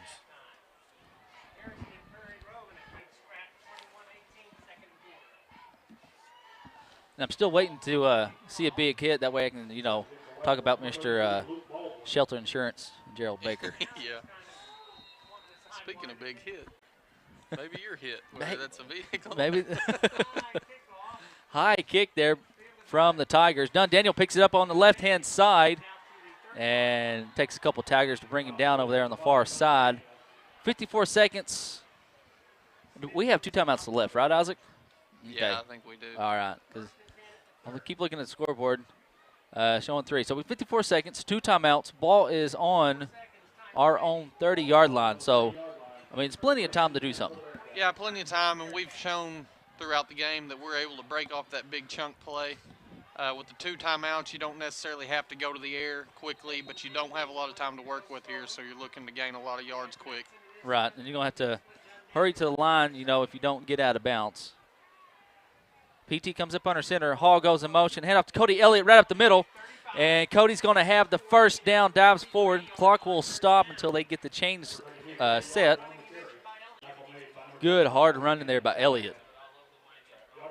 So again, Little trap there, Isaac said. Yeah, trap. Great play call. Once the chains are set, the clock will continue to move. We're looking at 45 seconds. 3 seconds clock now. The officials have stopped the clock for some reason. Apparently there's a malfunction with the play clock. So he's resetting the play clock. Excuse me. Now the clock starts. 40 seconds left to go here in the first half. PT comes up under center. Goff goes in motion. Tatum looking to pass. And it's just over the head of Trace Hall. He had Madsen over here open over the middle. I mean, Hall was open too, just over the head of him. And I think he saw some pressure coming. And I don't blame him for getting away. You know. No, you can't afford to take a sack there, not in this situation. So it's a great job. I think he may have had his mind set on where he was going with that, and Hall was open. Yeah. The ball was just overthrown, but Madsen was up the middle of the field with a step or two on his defender. Yeah, and, you know, I kind of like his decision, just thinking about what he's thinking. You know, he can catch it and just go out of bounds. Right. So as Goff goes in motion right there, and it's going to be handoff to Cody Elliott right up the middle, maybe 3 yards, and the Cats. Yeah, I used their last timeout here. Say this will probably be a timeout. Or we'll have one left. Excuse me. I'm sorry. Right. So that was a gain of three? Maybe 4 yards on the play, 3.5.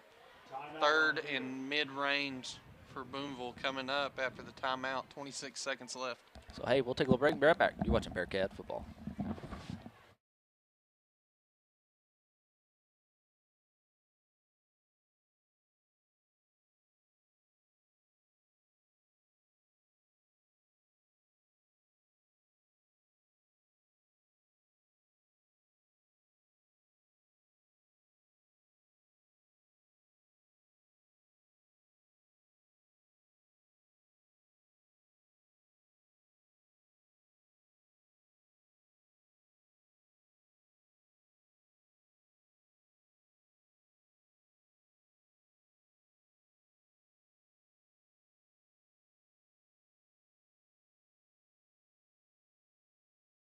Back here at Bearcat Stadium, shotgun formation here for your Bearcat. Strips over here to the right.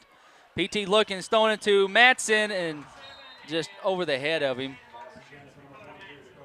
So what do you do here, guys? You're 4th and 7, 21 seconds. Do you punt it away and play the clock game, field position game, or do you look to make a play? Well, it looks like they're going to punt. As Trevor Cairo comes on, some of the guys on the punt team. And I think this is the right decision. I think it's the right call. 28-13. You know we expected and wanted to be up more than that. Yeah. But you're one bad play call away from it being even closer. And good punt here by Dax Goff. Kind of takes a cat roll. And it's going to be down about the 14-yard line. 11 seconds. The Tigers do have one timeout left. We really hadn't seen them, you know, bust just a super big play. They've busted, you know, a couple mid-range plays, honestly. Yeah, they've done a good job on the little slip screen passes. Yep. You know, I don't know if you've got enough time to run something like that unless you're going to bust it out long.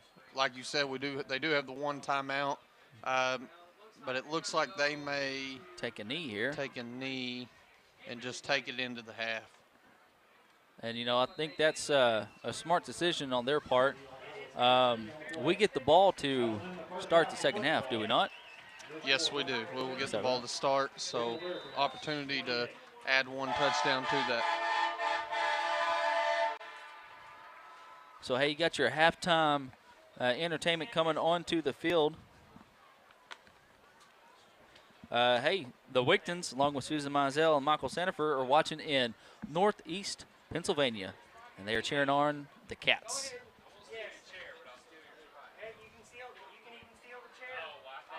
So we'll take a little break, be right back, and let you enjoy your halftime show. For Jake Fennell and Isaac Brown, I'm Zach Austin. You're watching Bearcat Football.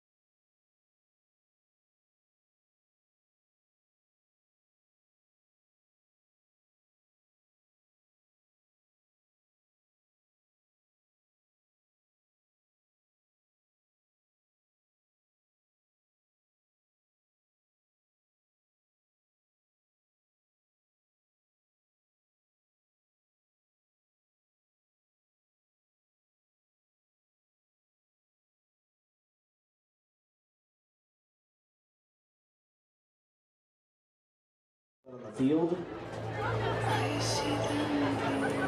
by its student leadership team. This season, our halftime show theme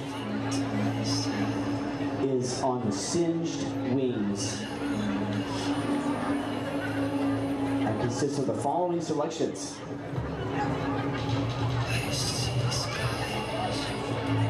It's a Wonderful World, Warriors, and Wings.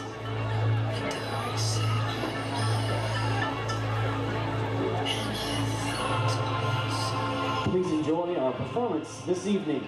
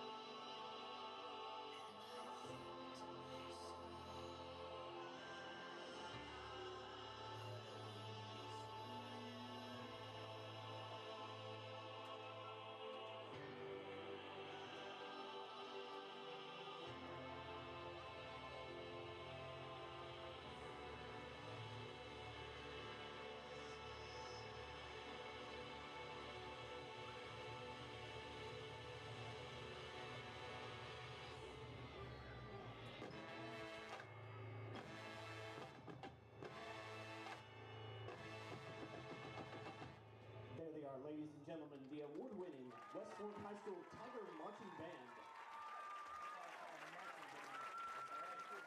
The director.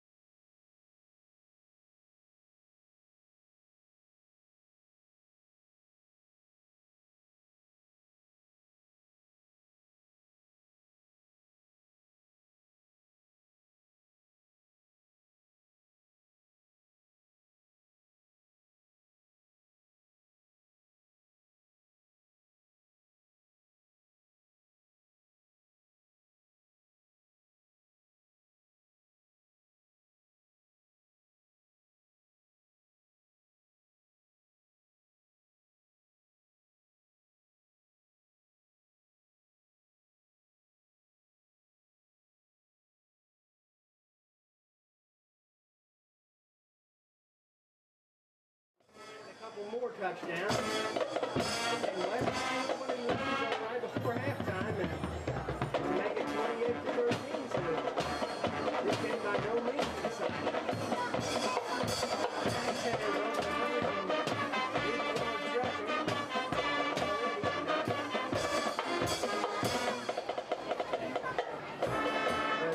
quarterback for West Fork doing a great job over 150.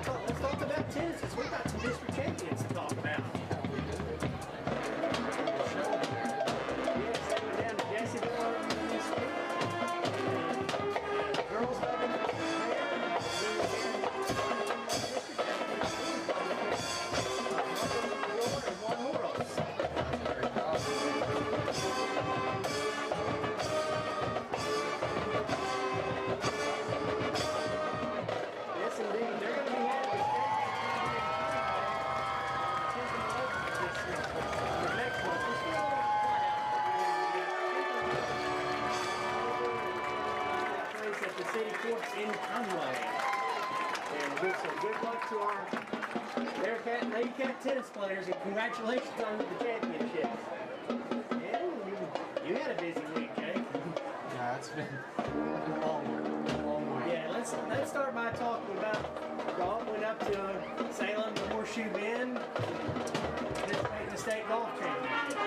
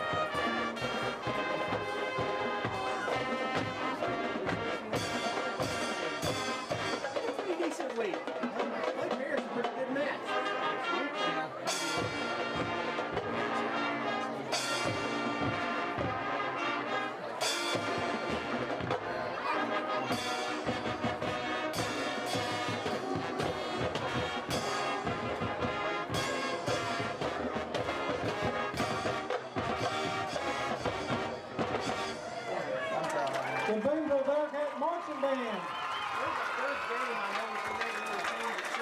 The Bearcat Marching Band is under the direction of Brian Rhodes and Angela Rhodes. And under the field command of drum major Ian Shackelford.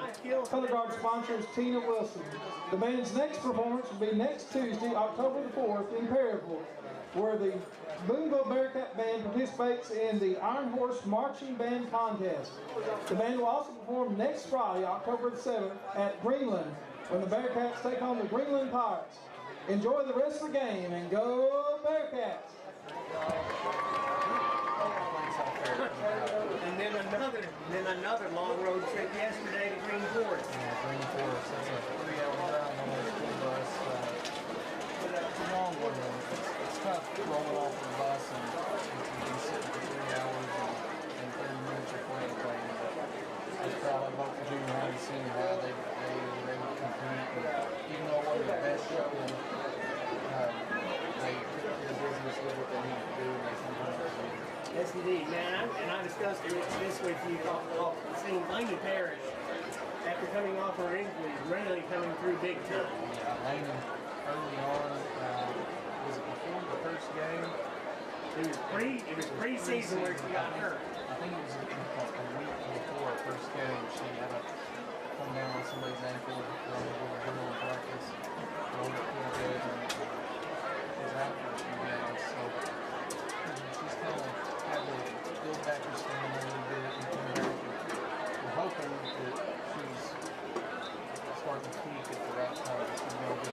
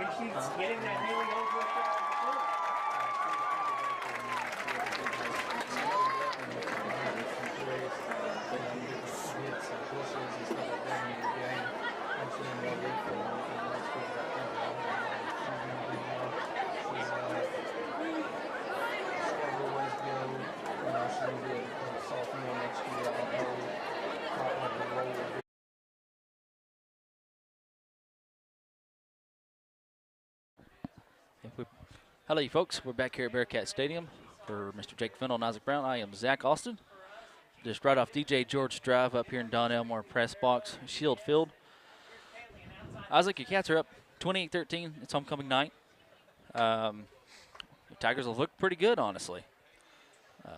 Yeah, I mean, they've gashed us a couple times on their, I wouldn't call it a huge pass, but it's probably like a 1 to 2 yard pass on 2 screens. Yeah. But, I mean, other than that, was it like a 15-yard run, like a blast?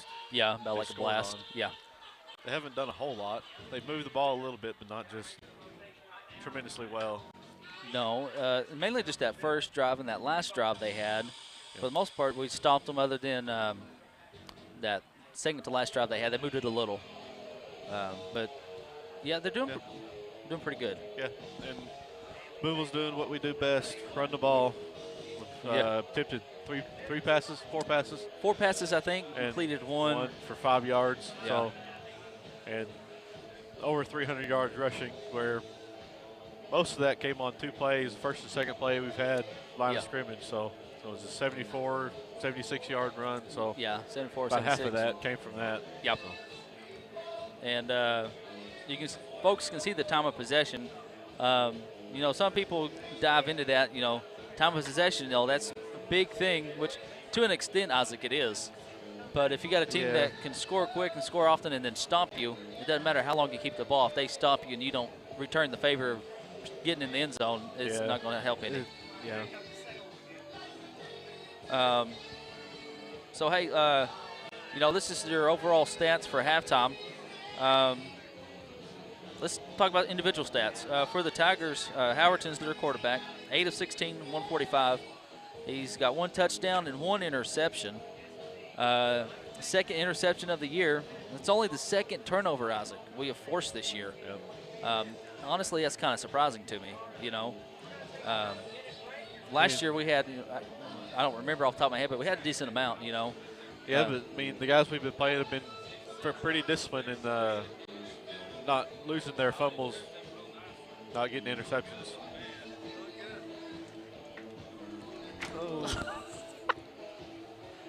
Sorry, folks, we're playing jump rope up here, and I'm not a very good jump roper. But the leading rusher for the Tigers is 3 Smith.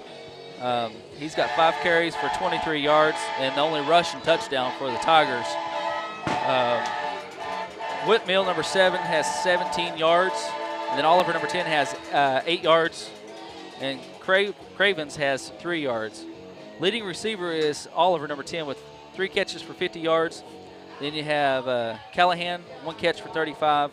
Baldwin, the big tight end, he's got 2 for 30, and he's got the other touchdown for the Tigers. Your individual stats for the Bearcats, Peyton Tatum, 1 of 3 for 5 yards. Dax Goff, 8 carries, 185 yards, and 2 touchdowns. Trace Hall, 3 carries, 79 yards, and 1 touchdown. Cody Elliott, 8 carries for 31 yards. And then Peyton Tatum's got 1 carry for 6. Dax Goff is the only guy that caught the ball earlier. Others were just a little bit high. Good play calls, good decisions. PT just had it just over the heads of the receivers. Yep. Your leading tackler for the Cats right now, Dunn Daniel, he's got 4.5 tackles, 3 solo, half a tackle for loss. PT, your second leading tackler, he's got 3 tackles. Then Cody Elliott, Dax Goff, David Hicks, and Damari Poole all have 2.5 tackles apiece. Cody Elliott's got 1 tackle for loss. And then Hicks and Poole, they both had the 1 tackle for loss over here together. Guy back deep for the Cats is going to be number 7, Trace Hall.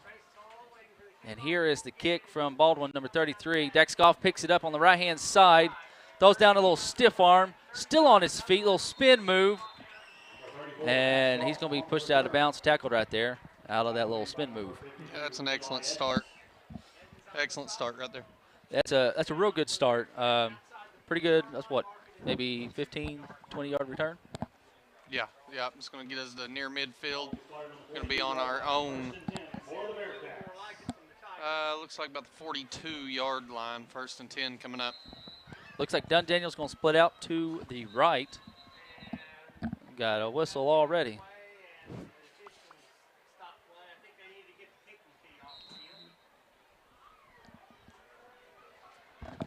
Hall goes in motion, and PT on the keeper. He's going to keep it himself right up the middle, and that's kind of what we talked about earlier. Him, making the decisions and keeping it himself. He don't keep it himself much, but when he does, it's usually a pretty good yard gain. Yeah, and right there, that's no difference. That's a gain of 7 yards on the plays, averaging about 6.5 yards a carry up to this point. Doing a great job.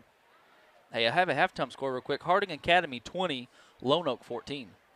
Close one. Hall goes in motion. We hand off to Cody Elliott over here on the left-hand side. Cody's going to be close to the first down. Craven's on the stop for the Tigers. Looks like they're going to mark him about a yard short. Just did get across midfield, though, into Tiger territory. 3rd and 1, playbook open.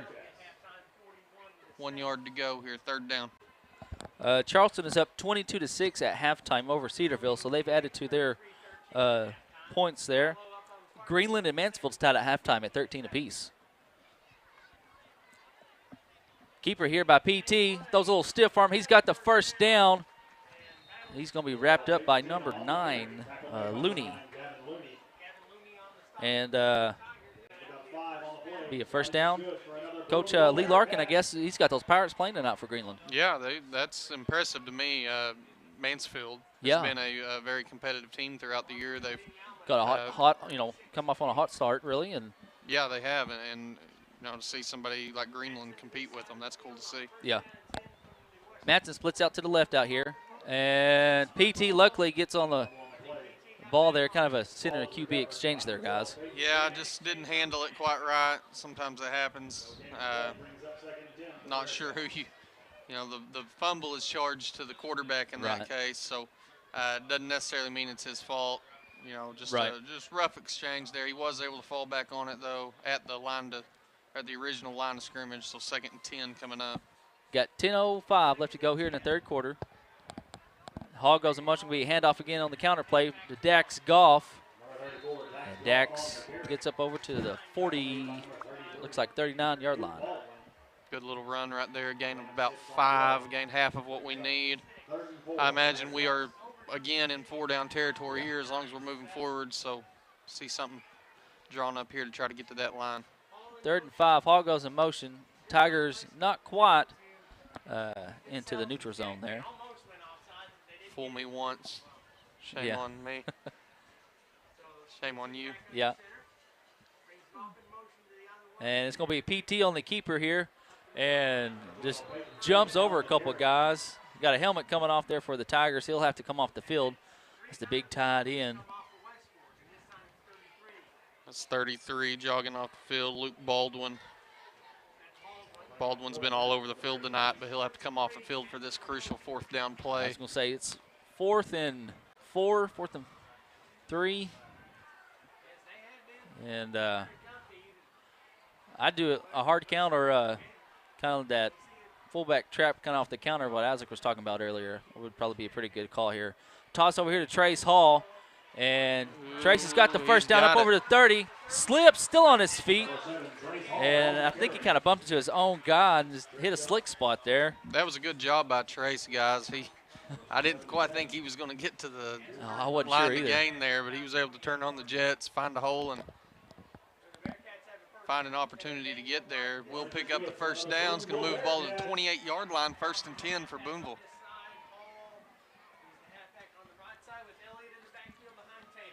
Manson and Daniel split out, one to either side.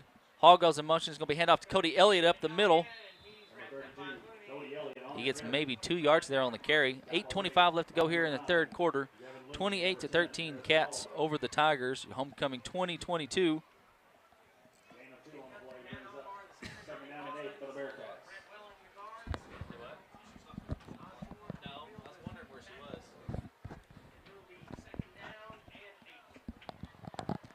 So 2nd and 8. Ball's on the 26-yard line of the Tigers. Same formation here for the Bearcats. Hand off to Elliott up the middle. And 2-3 yards. He kind of carried Oliver there with him for a little bit. Oliver's trying to get the ball. Yeah, just not a lot of room to work right up to this point on that play right there up the middle is going to bring us to about a 3rd and 5 mid-range here. Again, like we said earlier, we're in 2 and 4 down territory from here on out. So you're looking to see them attack the line to gain here. Goff goes in motion. He gets the pitch over here on the right-hand side. Ball comes out, and that's going to be a turnover. And that's going to be number 9, Looney, recovering it for the Tigers, and big break for West Fork. Yeah, that's number 9, Gavin Looney Jr. for West Fork, coming up with the ball right there.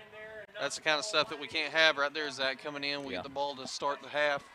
Need to take advantage of that, and unfortunately we're not able to do it here. Defense is going to need to make a big stop, keep this thing a 2-score game.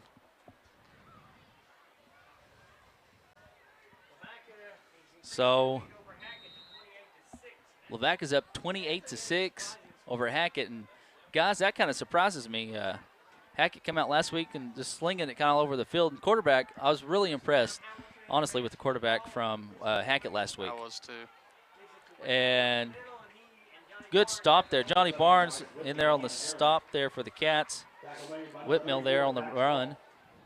Dax Goff in there as well.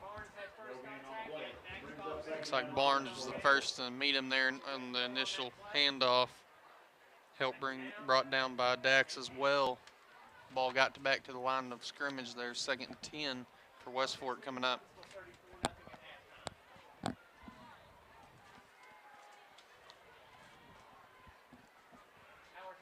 Pistol formation here for the Tigers. Low snap, and he's just going to keep it.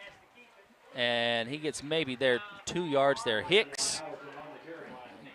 We've got a flag on the play. What we got going on? Probably going to be unnecessary roughness or unsportsmanlike penalty call. Maybe offsetting or? No, well, potentially. Potentially. If words were said. Right. But I wouldn't say so on just the play. But again, we're not down there. We're looking from sky view. We don't know exactly what's being said. I've had enough time on various fields and courts and stuff like that to know that sometimes it gets a little heated. A little bit more than the fan can see. So we'll see what they come up with here. Hey, so we'll take this time. We'll thank a couple sponsors real quick. Well, I zoomed in way too much. Face mask charged against West Fork. Huh. That was interesting call for. I watched the play. I watched the official throw the flag right on top of him. Would not have guessed he was just going to call a regular face mask penalty. So that's going to back them up 15. I want to thank our exclusive broadcast advisor for the app and BoonevilleBearcats.com. That's First Western Bank, serving our local communities for 110 years. Shotgun formation here for the Tigers. And then you got Smith going in motion. Got pressure here. Little screen over here to Oliver. And, guys, that's what's been working for him. Yeah, and that's a good play call once again. And Washburn able to kind of give him a little shove, and he gets out of bounds. And they almost pick up, well, they do. They pick up what they lost plus some. Yeah, and that's a hard play call to pick up on, to see. I mean, linemen just get free range running right at them, passes dumped off over their head. Yeah. Great play call. They knew what was going to work or what had worked in the past. Got them back into a manageable situation, 3rd and mid-range here. 6:18 left to go here in the 3rd quarter. Ball's on the 31-yard line of the Cats, or I'm sorry, of the Tigers. Howerton's looking over here to his left, throwing off his back foot and incomplete. And fellas, I think he had it there for a second or two. Yeah, for just a second. That's Jacob Cravens. Cravens, number 2. That's number 7, Trace Hall on coverage. Ball was just underthrown just a hair. He had to rush it just to get it out of his hand before contact was made on him in the backfield there. Unfortunately, ball was dropped. Yeah, that's a big break for our defense there. He had the first down if he had caught that. And high kick. That's a nice punt. And takes a cat roll. Going to go out of bounds at the 34-yard line. 6:01 left to go here in the 3rd quarter.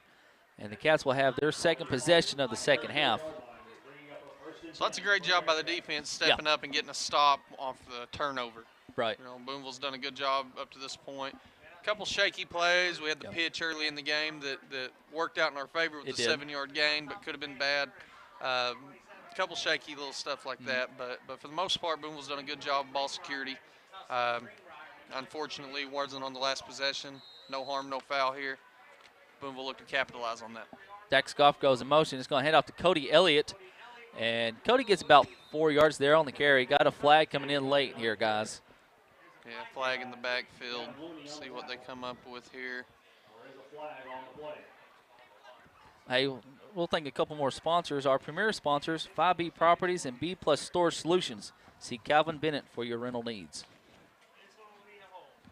Looks like we're going to have a holding penalty on the offense. Going to back it up. Looks like they're going to place the ball 10 yards back, 1st and 20 from the 24-yard line for the Cats.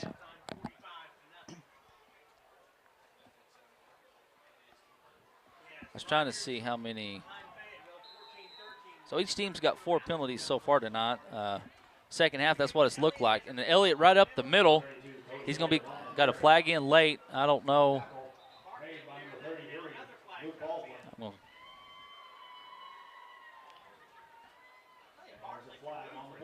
He's pointing at the West Fork defender. I don't know if did he come in late?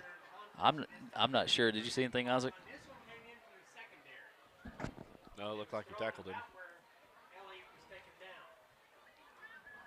But he's being blocked into the ground, so it could be either way. Either way? Yeah, it could be a hold. It could be, I guess, a face Another mask. face mask. Well, that's what I was fixing to say a while ago, but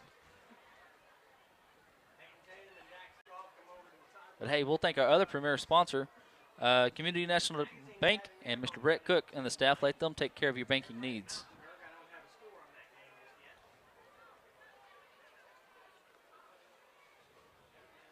Another face mask. This one charged to Booneville.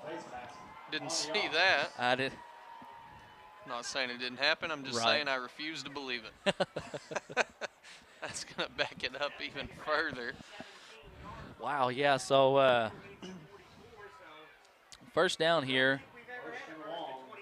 1st and 27 here for the Cats. Ball's on the 17-yard line. 5:48 left to go here in the third. Homecoming night. Then Daniels in at tight end on the right. Looking for a pass play. PT over the top. And it's caught by Dax Goff. And he's going to be wrapped up at the 40-yard line of the Tigers. That looked kind of like, power pass. I think it's what it was called back in the day when we. 48 power pass. Yeah. 28 or what? I can't remember now. 28, yeah. 28 power pass. But that's a great job right there by Dax. He just had a half a step on his defender and made a contested catch. Excellent job on his part, and that's one way to pick up a 1st and 27. Crosby's going to come in now. Yeah, Crosby come in at tight end now for Dunn Daniel. I was going to say power pass, usually your halfback and tight end went out. That time they did it with the receiver. I formation here for the Bearcats. Good move by Trace Hall. Yeah, that's an excellent job shedding the would-be tackler, number 3. That's Bladen Smith, senior for West Fork. Trace Hall able to juke him just a hair and just enough to manage to gain a couple yards on that. 2nd and 7.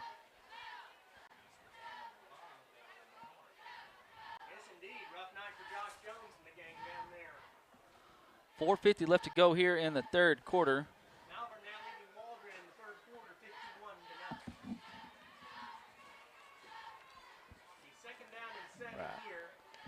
And here we go again. But hey, PT had a pretty good little hole right there on the right-hand side, and this is going to come against the Cats. That's the 3rd time we've had that happen to us tonight, Zach. Yeah. Somebody's not on the same page. And that hurt us a couple times last week when we was moving the ball against Hackett, you know. Yeah, and that's just the little things, you know, getting them in the middle of a game like this in any sport you play, and you got to buckle down and really focus in on what you're listening to and seeing around you. And unfortunately, a few times over the night and last week, we were not able to do that. So that'll hurt us a little bit. Back it up 5 yards, 2nd and 12. 4:23 left to go here in the third. PT comes up under center. Hall goes in motion. Hand off to Cody Elliott right up the middle. And Cody turns those legs of his, and he looks about 4 or 5 yards there on the carry. Yeah, it's a good job by him to get it back into something manageable. 3rd and long, about 8 yards coming up from from the 38-yard line. I'm turned around. And Hall goes in motion again. Got Dunn Daniel split out here to the left-hand side. Matson to the right. Obar still your center. Mr. Welling's your right guard. Your right tackle is Mr. Osborne. Dax Goff goes in motion. He's going to get the handoff on the right-hand side. And he's, I guess, looks 2 yards short. I thought he maybe had another yard up. Like he was drugged backwards a little bit. He had 3 or 4 people on him. I believe that was number 48 and Pearson in on the play. 4 down territory coming up, 4th and short, about 2 yards. See what Bearcat offense draws up here. Yeah, we'll see what we can do. We're about 5 yards away from 400 yards tonight. And do you get a hard count here? I would think you'd go with the hard count here. They did not. They did not, but hey, give it to Cody Elliott. A little sidestep there by Cody. And what running here by Cody. That's been working for us, other than those the counters, the first 2 games, or first 2 series. Right, yeah, and Elliott's been a major factor in tonight's game, big part of the game plan going into it. You can tell he's had multiple carries through the night, and he hasn't had one breakout that was just super long or a big chunk, but he has had a lot of spirited runs, 4 or 5 yards a pop. That's all you need. Yeah, sometimes it's just what you need to keep you going. And Trace Hall gets the handoff over here on the left-hand side. Trace tries to turn the jet on, and he's going to be tackled about the 4-yard line. Yeah, it looks like the official there on top of it's going to call him down at the 5. Excellent job by Trace right there to turn on the jets, like you said, and find a little extra room to run there. It's going to bring up 1st and goal for the Bearcats deep into West Fork territory. So 1st and goal from the 5. 2:38 left to go here in the 3rd quarter. PT comes up under center. Backfield still the same. Goff goes in motion. He's going to get the handoff. A little sidestep by Dax. And Baldwin, I believe, on the stop. Dax drug him about a yard or 2. That's 33, Luke Baldwin, like you said, 250-pound. Big man. Yeah, senior, 6'1". He's a big kid, able to get a hold of Dax and drag him back a little bit. Dax was able to pick up, looks like maybe 2 yards on the play. 2nd and goal. Daniel in at tight end on the right-hand side now. And head off to Cody Elliott, and he's going to be in for a touchdown.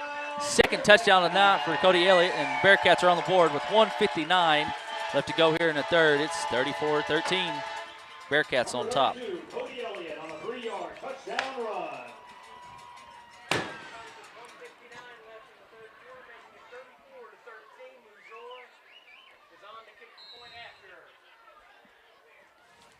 Marcos Major on the field to attempt the point after. Got a guy coming on the field late. I believe that's Mr. Crosby. Still got 15 seconds left on the play clock. Plenty of time to get set. There's a snap, fumbled snap. PT's looking. Fire. Yeah. And he's throwing over here. Oh, man. Just a little out of the reach of Hall. Hey, you got to give PT some credit there. Quick decision. Hey, I'm going to pick this up. Yeah, he had plenty of time to work back there. Excellent job by the line there, holding them in place. Snap wasn't quite handled. What happens from time to time? Fire play. I don't know if they still call it fire. I don't know. That's what it was called back when we was all back there in school. They did miss an extra point on their end last time they scored, so that will be a 34-13 game. A little bit like normal. Yeah, about like normal. We got 1:59 left to go here in the 3rd. Let's see here. Wrong thing. Here we go. Want to thank a couple of our sponsors here. We got Shelter Insurance and Mr. Gerald Baker, S&W Home Center for all your hardware needs. The City of Booneville, a good hometown. Patriot Underground and Taylor Nieder. First Booneville, home of First Booneville students. First Booneville kids. Booneville Family Dental. And Stacy Hobart Photo Art. I want to say thank you to those people. We appreciate all you do for our students and athletes and for sponsoring the app and BoonevilleBearcats.com. Cravens is going to get, I'm sorry, that's Whitmill, number 7. And Mr. Damari Poole saying, hello, welcome to Logan County. Again. Again. I don't know if you remember me. But, hey, here I am. Yeah, that's a great job by Damari coming in, putting a good little pop on him there. Other than the opening kickoff there, I feel like our kickoff team's done an excellent job tonight of containing and holding West Fork to minimum gain there. Yeah, they really hadn't, other than that open one like you had said, done much. So that's good adjustments there by our Cats special teams.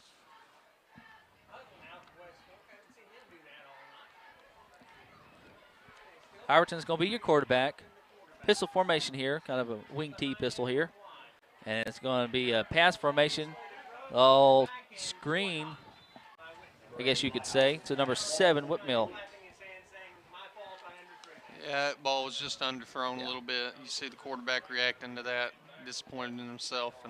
And just one of them deals, it's a little of an awkward play. You're moving one direction, throwing somebody running the opposite.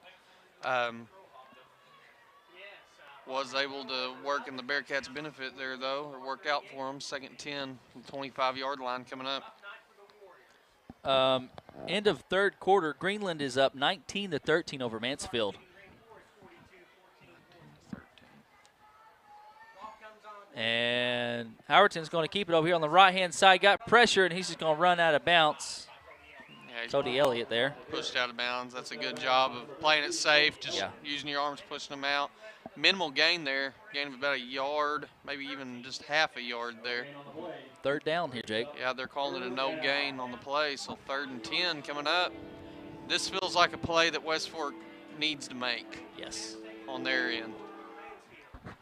Yeah, this has the potential, fellas, to be a deciding factor for them. Yeah, I think so. I think, when you're down this many scores, and I know it's not a lot, 3 scores, but you're running out of time, closing in on the end of that quarter. Yeah, 1:42 left to go here in the third. Got pressure from Dunn Daniel.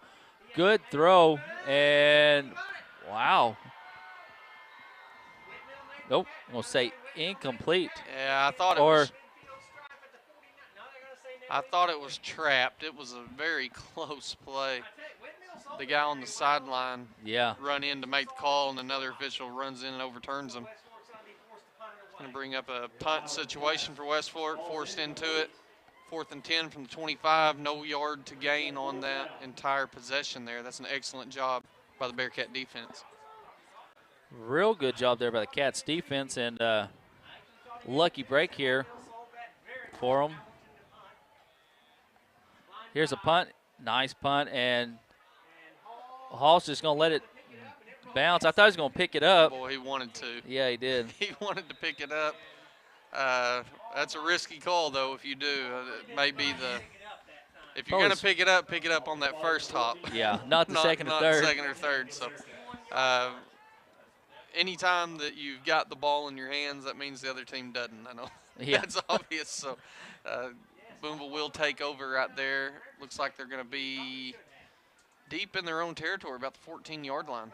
Will be Booneville ball, 1st and 10. Hey, have a couple shout-outs I want to do real quick. Junior Mercy Simpson. Give a shout-out to Gary and Misty Simpson as well. Uncle Bob, Mr. Glenn Ross, Bearcat superfan. Mr. Mac Farley, ran into him down here a while ago. Got to talk to him for a little bit. Give him a shout-out. Hand off to Cody Elliott right there up the middle. He's got the first down for the Cats. Yeah, it's one of his best carries of the night, Zach. Gain of 11 or 12 yards right there. Going to move the ball the way up to the 25-yard line. Looks like we got Mr. Jace Washburn coming into the game for the Cats at receiver. Another lead change, and Harrison and Prairie Grove, the Goblins now on top 29-26.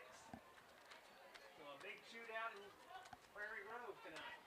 Let's see here. I'm trying to get you a couple more scores real quick. We'll go here after this. Hand off to Dak Scuff over here on the right-hand side. He throws a stiff arm up over to midfield, 45-40, 35-30, 25-20, 15-10.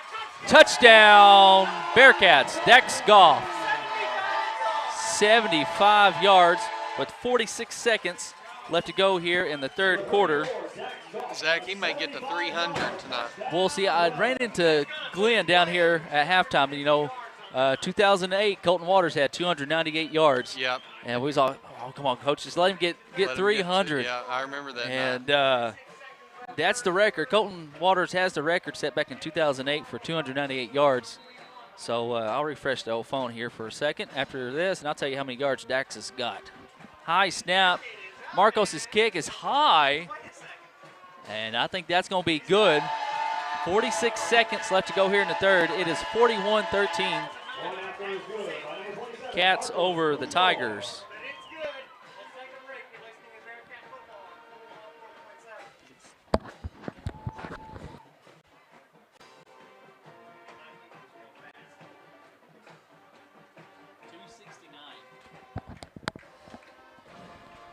So, refresh the old phone here. Dax Goff, 13 carries, 269 yards. So he's about 28 yards away from, is that correct math there, Isaac? That's not right. That ain't right at all. He needs more than he's got, but not that many. We'll go with that. What is it? He's at 270? Yeah, 269. Needs 298, so. 29. I was off There one. you go. Doggone We're it. off. We're off. We'll walk you through it. Thanks, I appreciate it. No, and so we're one big carry away from potentially having that lead yeah. there. I don't know if he realizes it or not. I don't know if he does or Hopefully- not. Hopefully not. A lot of times Yeah. you don't want kids to know how No. close they are. High kick here. Cravens is back out there. He gets the ball, and he's going to be wrapped up. I believe that's Damari Poole again on the stop for the Cats. Yeah, Damari's been a menace back there. Yeah. On the special teams, on this kickoff. Great job again by the special teams play there. It's going to be West Fork's ball, their own 30-yard line, 1st and 10. 42 seconds left in the third quarter. And guys, West Fork's got to do something here if they want to, stay in the game, honestly. And I don't want to sound rude or anything, but that's just how it is. Yeah, and you're running out of time. You're down, 4 scores at this point. Yeah. You're 1 score away from finding yourself in the mercy rule. So Yep. they've got to do something quick here and come up with a couple big stops just to get themselves back in it. Got shotgun formation here. Howerton's your quarterback. Trips to the left. Throws over here, a little receiver screen to number 7, Whitmill. Spin move. Big country in there on the stop for the Cats. Yeah, he's originally met by 34 Dax Goff on the defensive side. He was able to spin out of it, but spins right into big country over here. I tell you, if I spin out of Dax's tackle, one person I really don't want to meet is big country. Yeah, that's what he found himself into. Decent little carry there. Looks like about 3.5 yard gain. 2nd and 7 coming up. Might be the final play there. Yeah, they may be they may try to sneak one off real quick right here. Shotgun formation here. Oliver to the right and they do not get the playoff. So at the end of 3, your Booneville Bearcats are up 41-13 over the West Fork Tigers. Homecoming 2022. Miss Sarah Ulmer is your homecoming queen. Got her court of royalty down there off to the left. Again, if you want to watch the homecoming ceremony, you can always head over to YouTube, Booneville Bearcat Sports. Don't forget to subscribe. Also, don't forget to download the app at any iTunes or Google Play. Did I say it right this time, Isaac? Yes. 5 games into the year, I finally get it right. But don't forget to download the app or just go to BoonevilleBearcats.com. You got stories on golf, tennis. Now, as we mentioned earlier, had girls state golf. You got boys state golf going on this week. Juan and Marcos is playing at state for tennis. And Lexi Franklin and Lindley Garrett are both playing at state for tennis. Lindley's junior homecoming maid. Yes, yeah. So, Lexi is also a junior, I believe she's a junior as well, yeah. So softball, basketball player. I think Lindley plays basketball, doesn't she? Yeah, Lindley's a basketball player as well. A couple of athletic kids. Yeah. Doing a good job. That'll be played in Conway, I believe. Conway, a state all tournament right. there at one of the parks there. So this comes into the 4th quarter, homecoming night. It is 2nd and 7. Ball's on the 33-yard line of the Tigers. Howerton rolling to his right, got pressure from the backside, and Hicks lays a lick on him. And then helps him right up. That's Bearcat football. Lay a lick and then help you up. Yeah. They're going to call flag on that, Isaac? We've got a flag. He's explaining to Coach Crowley what the call is. I think he's signaling a holding call. Is that what it's? He's got his back to us. I can't.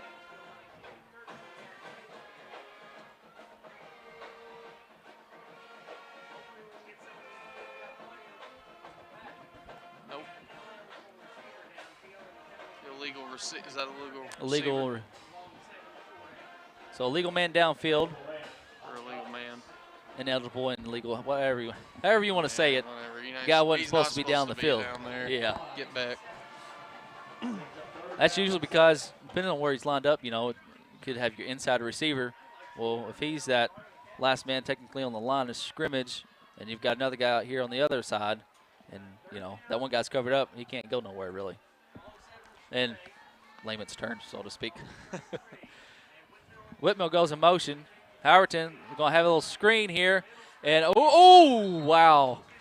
Mr. Damari Poole, good effort there. Dax Goff almost had a hand on it, too. Yeah, it looks like they set up that little play that's worked for them multiple times throughout the night. Bearcat defense read it just a hair better that time. They did. About the fourth time, finally, we picked up on it there. Damari was in position, even if it was caught. Great job by the defense once again, setting up a 4th and long punt team coming on for West Fork. 11:50 left to go here in the ball game. Cats are up 41-13. Trace Hall's going to be the man back deep for the Cats. And here's a punt, and they're going down at about the 37-yard line. Let's see if I can get you folks some scores from around the state and around the conference. Greenland, again, they're up 19-13 over Mansfield. That's in the fourth quarter now. Perryville is up 42-6 over Atkins. And Lavaca and Hackett, it's still 28-6. Lavaca over Hackett. And that kind of surprises me a little. Lavaca, Yeah. you know, doing pretty good this year. To me, that's the surprise of the night. I wouldn't have guessed that was going to happen.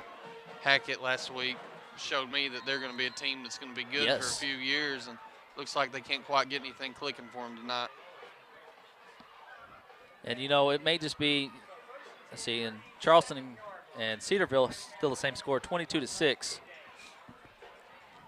Hall goes in motion. He's going to hand off to Dax Goff right here. And he's going to drag some guys with him. He's going to have the first down. He drags guys about 4 or 5 yards. Yeah, it's going to be a gain of, it looks like 10 yards right there. 10 Gonna yards, get him up yeah. to 279 on the night. So needs just 10 more. 19. 19. See? Hey, look, I was more of a history dude. I loved history. Me too. Math, not so much. Me too. I just know what 29 minus 10 is. I should have asked Isaac here. Isaac's the math guy. The math guy.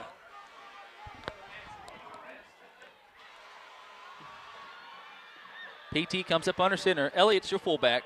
Dax Goff is your halfback. He gets over here on the right-hand side. Got some blocks. There's a gain of another 10 right there, That's but probably there gonna- is a flag on the yeah. field. Hold everything. There's a flag on the play. So that's going to back us up probably about 10, I figure. What? Probably 10 from the spot. Yeah. Looks like they've got it spotted. What's that, 2 yards behind the line of scrimmage, guys? Yeah, where he's got the flag laying. So Well, that's working for us. You know, they had kind of been stopping that for a little bit, but now it's working for us. And I think the coach, I wonder if the coaches know. I know they, you know, hey, let's get him. They know. Yeah. Glenn told Overton about it. Oh, okay. I could tell that's what he's telling them. Glenn's wanting him to get it because, like I said, I talked to Glenn at halftime. He's wanting at least to have one back with 300 yards. yeah, that's crazy to me. That's never happened. Exactly. Trace Hall gets the handoff over here on the left-hand side. Trace able to get through a tackle. He gets past the original line of scrimmage up to about the 49-yard line. Yeah, we found ourselves back into a pretty good position here. Sorry there, Jake. 42-6 Charleston over Cedarville, and they finally opened up the game there. Yeah, they've opened that one up. That's turned into a blowout.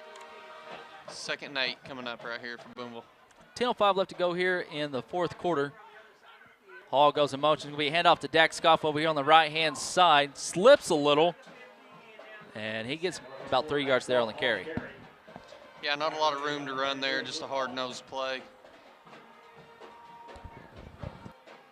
Bring up 3rd and 4. He's staying right there with Dodge.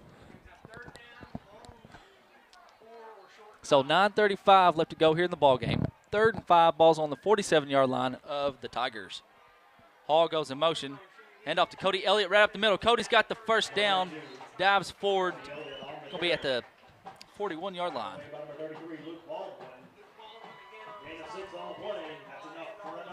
Going to be enough for a Booneville Bearcat first down right there. Ball on the West Fork 40-yard line. 1st and 10, 9:20 left in the game. Booneville looks to the sideline for their play call. PT back under center for the Bearcats. Goff goes in motion. He's going to get the handoff over here on the right-hand side. He throws down a stiff arm, still on his feet, and he's going to have it right here, folks. This is going to be your first probably 300-yard rusher in Bearcat history. That's awesome, man. It couldn't happen to a better kid. He's a hard-working dude. Comes in every day ready to go. He's a multi-sport athlete. Yeah. You know, he'll be all-state football, all-state baseball last season. Probably could be if he played basketball also. Just a great kid, great athlete, smart, one of the top in his class GPA, and now the leading rusher in Bearcat football history. Yeah, for a single game, that's pretty awesome. Trace Hall goes in motion over here on the left-hand side. Turns on the jets, and he's going to be wrapped up about the 8-yard line.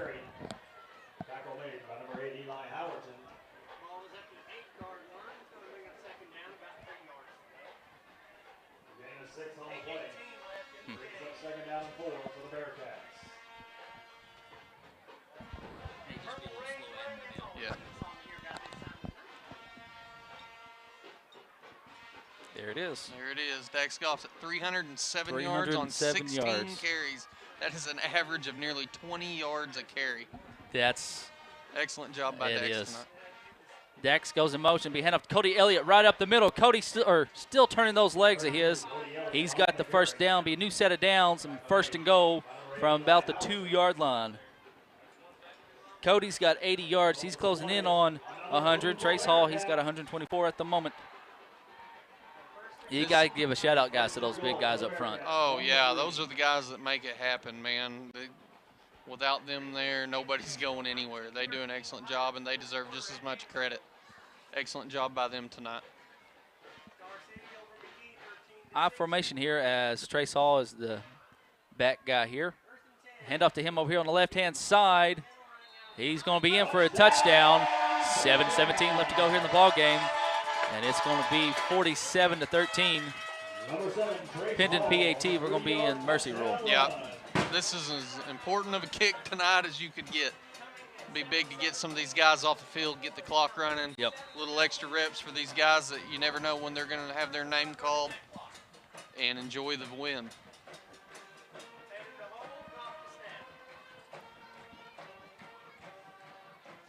Here's the snap, the hold, good, the kick is up, and it is good. So 7:17 left to go here in the ball game. Booneville Bearcats 48, the West Fork Tigers 13. We'll take a little break and be right back. You're watching Bearcat football.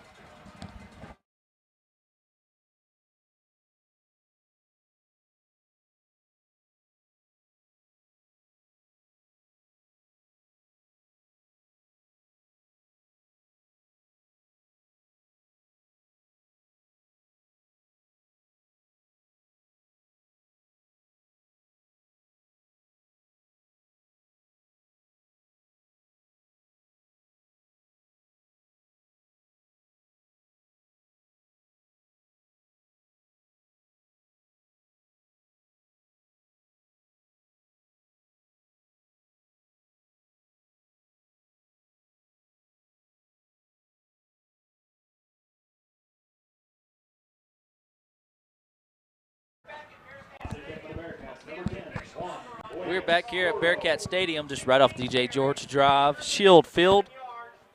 Homecoming 2022 has turned out to be a pretty good one. Yeah, it has. Excellent game out here tonight. And hey, Juan is in. Glad to see Juan in. Pretty good kick by Juan. Is going to be fielded at the 10-yard line by number 3. That's Smith. Cameron Osborne in there on the stop for the Cats. Just in case you don't know, Dax Goff is the new single game rushing record with 307 yards on 16 carries. Yes, that breaks the Previous record Colton previous Waters had. record. Yeah, he played when we were in school. Yeah, and 2008, I believe, Colton Waters had 298 yards. I remember that game. That was an exciting night for him and for the team. Yeah, I'm pretty sure that was homecoming. Me and Isaac was talking. I'm pretty sure that was homecoming. Yeah, it's homecoming against Pottsville. Yeah, Okay, I knew it was Pottsville, but something about homecoming around here. So that's awesome, man. Again, I bragged on Dax a lot. yeah, Every sport he's played, he's one of the best. Hard-working kid. yeah. Couldn't happen to a better kid. Good in the classroom, great GPA, and your new single game Single game, yeah. rushing champion here. And looks like we've got some backups in here for the Cats. You got big number 79. That's Frank the Tank Gill. And I better give a shout out to Anthony and Leo down there. And who else should I give a shout out to? Is it Miguel? Yeah. Nah, I was just giving you a hard time, Miguel. Give a shout out to all those guys, all Frank's brothers.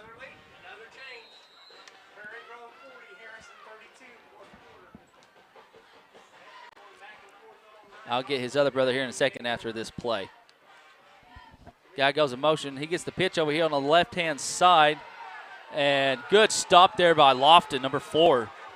Yeah, Lofton's one of those guys that early on in the season was kind of thrust into that position that he may not necessarily been ready for, but sometimes your number gets called before you're quite there, and he was one of them. And I think that experience that he got early on will be invaluable to him. Big hit right there on him. Clock ticking, 6:15 left in the game.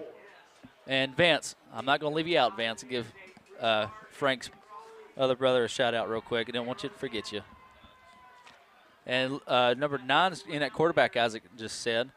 That's going to be Gavin Looney. Looney, thank you. Or Looney's in the backfield. Sorry, I misunderstood. Looney's a guy that we expected to see more of tonight. The few plays that I was able to find online, a couple that Zach was also able to see, they all had Looney on the field. So good to see him out there get his first carry of the night. Some other guys out there for the Cats. You got Bouchard, number 76. 57 is going to be Crosby. You got your guy Dylan Todd out here, outside linebacker, number 21. Your two inside linebackers are Damari Poole, 14, and Garrick Barr, number 24. Pistol wing tee here. It's going to be hand off to Whitmill over here, number 7 on the right-hand side. And he's pursued just about by the whole team. He tries to turn on the Jets. Got Damari Poole pursuing him, and he's going to wrap him up about the 15-yard line. Yeah, great little run right there by, who was that, Whitmill? Whitmill, yes, sir. Whitmill on the carry, number 7. Good job by him breaking, shed a couple tackles there and busting one out on the sideline. Was able to be brought down at about the 16-yard line, it looks like. 1st and 10 for West Fork, looking to get something going on the board. And with that tackle right there, looks like Damari Poole's night is done. His first Danes, number 52, comes in for him. And it's a handoff to Looney over here on the right-hand side. He's pursued. Shelton and Conley on the stop for the Cats.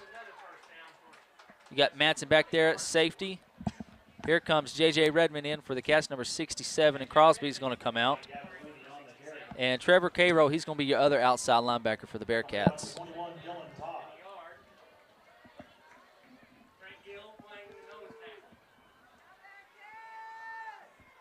Got a pistol wing tee here for the Tigers. Got a guy going in motion. He gets the pitch over here on the left-hand side, and he's going to be tackled, but not before he gets into the end zone. That's number 25, Camden Callahan, in for the score. Sophomore, West Fork getting his first carry of the night, and it goes for about 16 yards, I believe, for the touchdown. Looks like Daxton Bowman just come into the game, number 26 for the Cats. That was Shelton, number 15, on the stop for you Bearcats. 4-minute mark. It's going to be 48-14. And, fellas, looks like the Tigers are going for 2. Yeah, might as well at this point. You lost the extra point early in the game. Get it back here. Alberton's looking, got pressure from Garrick Barr, and caught. I was hoping right there Mr. Ferris Daines was going to get there just quick enough to knock it down, but wasn't just quite there yet. No, it looked like that we had several guys in position to make the play, but nobody, unfortunately, was able to. 2-point conversion will be good for West Fork. With 4 minutes left in the game, the score will be Booneville 48, West Fork 21. So, hey, we'll take a little break and be right back. You're watching Bearcat football.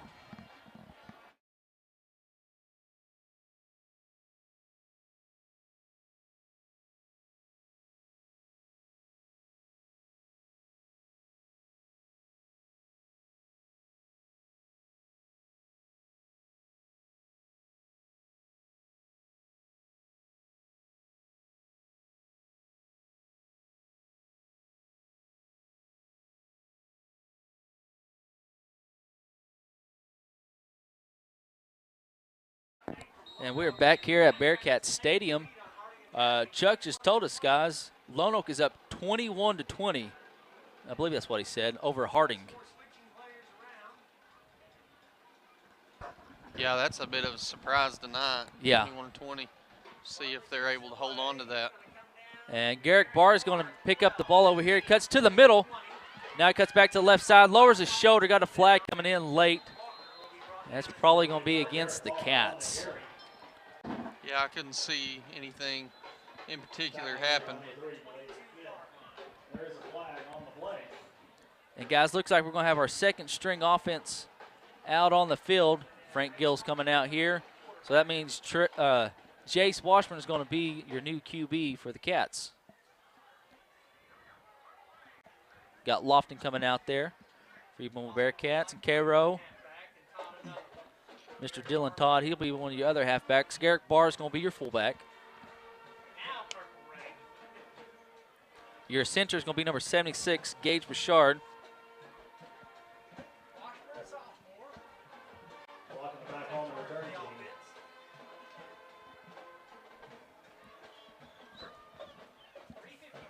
Ferris Daines, 52, just come in.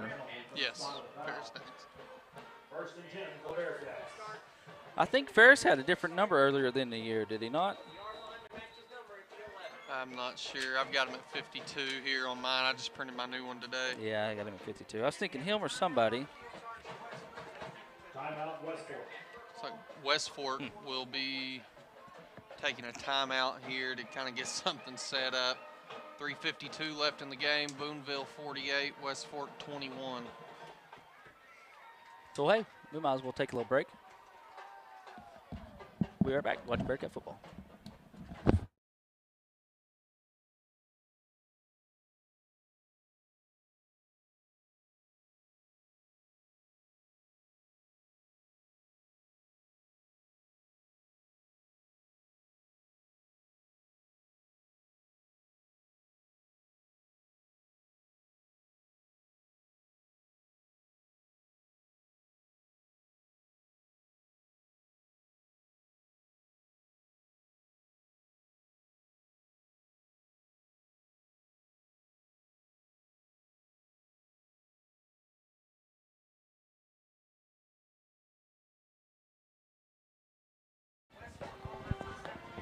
So we're back here at Bearcat Stadium. 3:52 left to go here in the fourth quarter. Got your second string offense out there. Jace Washburn on the keeper. Cuts back, and hey, he may get a yard out of that, guys. Got a bunch of Tigers in there on the stop.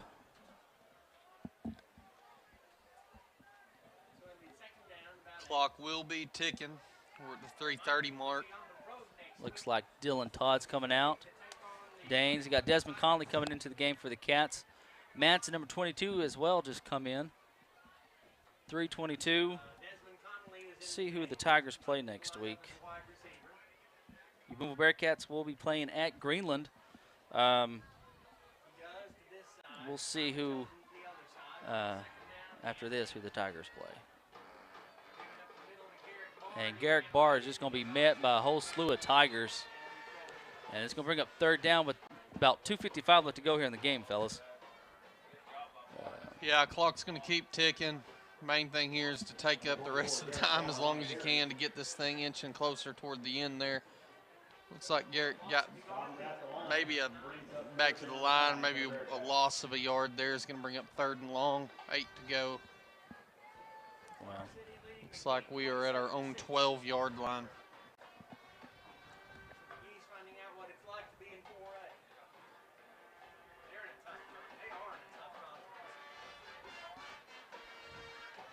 Washburn comes up under center.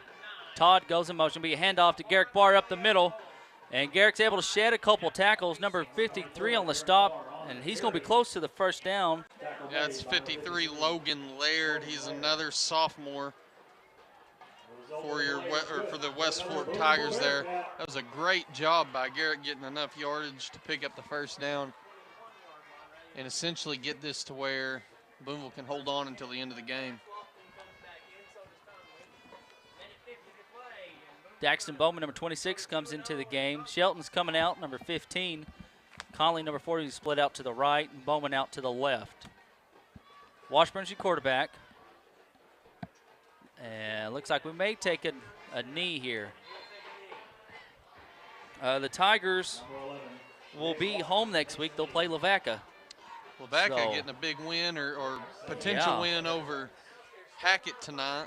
The big surprise game of the week for me. Well, that and the Harding game. But that and the Harding game.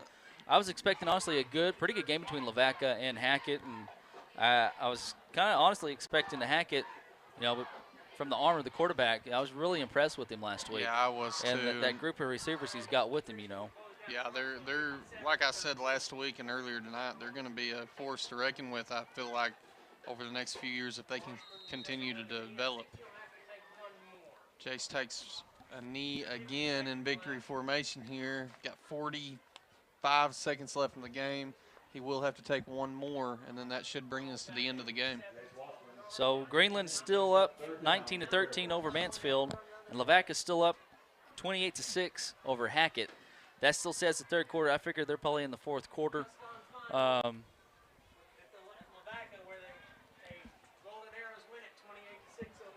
Chuck just said 28-6 is the final. Lavaca over Hackett. So that's a disappointing game for Hackett, coming off such a big offensive performance last week against the team picked to not only win our section of the conference, but to go deep into the playoffs. So, right. Disappointing encore performance there for the Hornets. So Lavaca's going to move to 5-0, 2-0 in conference. And the Booneville Bearcats move to 4-1, 2-0 in conference. Charleston is got a very cushioned lead against Cedarville. They'll move forward 4-1, 2-0 in conference. And then Mansfield, right now they're scrapping to stay undefeated on the season and in conference. But Greenland's up 19-13, and the Pirates trying to pull a surprise. So West Fork will be at home next week against Lavaca, and that should be a pretty good game. They'll probably have their hands full with Lavaca from the way it sounds. They've got some pretty good guys and some good plays that works good for them. If they can connect with them more, that'll be a pretty good game next week. Yeah, I think they'll come out a little bit cleaner, clean it up a little bit, and find an opportunity to make a little push there. And the Cats face Greenland next week at Greenland. They're going to be fired up. They're playing at home. They're playing real good right now against Mansfield, who's undefeated. Yeah. Yeah, you can't overlook anybody, and I know we got the Charleston game coming up shortly. Right. Everybody's wanting to look toward it because that's the one that everybody predicts to be for the conference championship. But you can't overlook a team like Greenland. We saw just last week, somebody that on one night dropped 6 against Lavaca can drop 40-something on you. So you've got to be ready to show up night in and night out, and hopefully Bearcats come out healthy next week, get a big win, and then they can prepare for future games. Yeah, and, I figure Lee Larkin from Greenland, he'll have his guys ready. But, hey, let's go ahead and talk about this game real quick. for the second week in a row, guys, the Cats have 600 yards of offense. Yeah, that's impressive. That's a, you said it earlier in the game, a testament to not only how hard we run, but how hard the guys up front work. Yes. And they don't get enough credit a lot of times. They're not the guys with their names in the paper or online for you to look at. They're not the big record-setting guys, but they're the guys that make it work.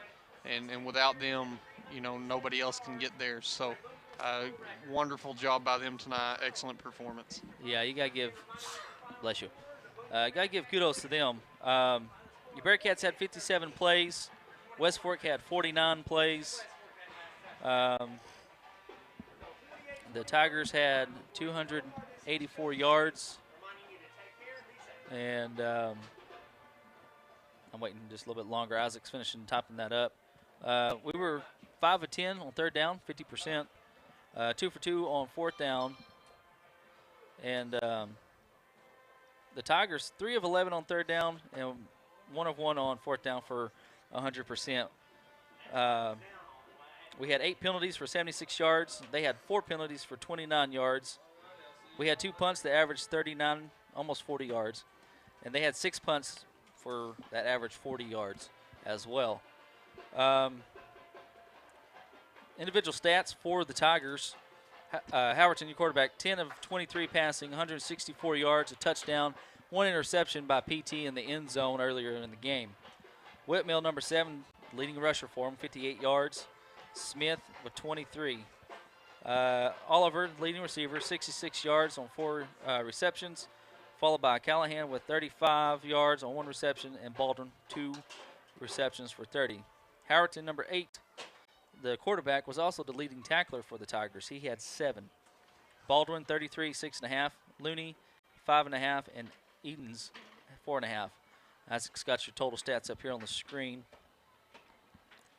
And 284 yards is what we gave up. 120 on the ground. That's the most we have gave up on the ground this year. Ozark had like 110, and Harding had 112. So that's the most we gave up on the ground. And West Fork looked pretty good doing it tonight. Also gave up 164 through the air. They had 19 minutes and 50 seconds time of possession. So defense kind of settled down a little bit after the opening drive. Yeah, and you got to look, those 120 yards, they come out moving the ball, but the defense did a better job as the game went on of locking that down. A lot of those yards are gained on that last possession of the game when we had the second team in there, so it's a little bit skewed there. But, again, I don't think you can complain too much about the rush defense. The Bearcats tonight, excellent job. It's something they hopefully build on moving forward. Right. Offense had 600 yards of offense, or total yards, excuse me. 2 weeks in a row, guys, 600 yards. Not many teams can say they got 600 yards of offense in a single game during a season, and we've done it twice, you know. Right, yeah, and I can guarantee you anybody that can, even fewer can say half of them come from one guy. Yeah, yeah, so exactly. Excellent job there by everyone on that offensive side. Got 552 rushing yards and 48 through the air. I'm pretty sure that's the most we've had passing through the air. It is. Most passing yards we've had through the air this year. So Peyton Tatum, 204 passing for 48 yards. Dax Goffey, again, your leading rusher and single game rushing leader. So 307 yards on 16 carries, 3 touchdowns, averaging 20 yards, almost 20 yards a carry. A night he will never forget. A night he will never forget. And I don't know the next time we will see this. You know, last time we saw almost a 300-yard game was 2008, and that's been, what, 13, 15 years ago? Yep, So don't come along very often. But, hey, Trace Hall, he had 132 yards on 9 carries tonight. So Trace had a good game as well. Yeah, he did. And then Cody Elliott, he had 87. I was hoping he'd get close to 100, and he's really stepped up in the fullback row. PT, he had 20 carries, or 20 yards on 5 carries. Dax Goff had 2 receptions for 48 yards. And Damari Poole, he's your leading tackler tonight. 6 tackles. Cody Elliott had 5 or 4.5, as well as Dunn Daniel. Dax Goff had 4. Peyton Tatum, 3.5, and Cameron Osborne, 3. Player of the game's got to be Dex Goff, hands Yeah. hands down. You know. Yeah, I think you got to give it to him. You got to give it to him. But I don't guess I really have anything else to say, fellas, unless y'all do. Nope. Great game tonight. Great game tonight, and hopefully something to build on. Another wonderful homecoming. Yep. Looking forward to next week. Isaac, anything else? No. All right, he's shaking his head. But well, for Jake Fennell and Isaac Brown, I'm Zach Austin. Thank you for watching Bearcat football, and Lord willing, we'll see y'all next week. And remember, as always, it's a great day to be a Bearcat.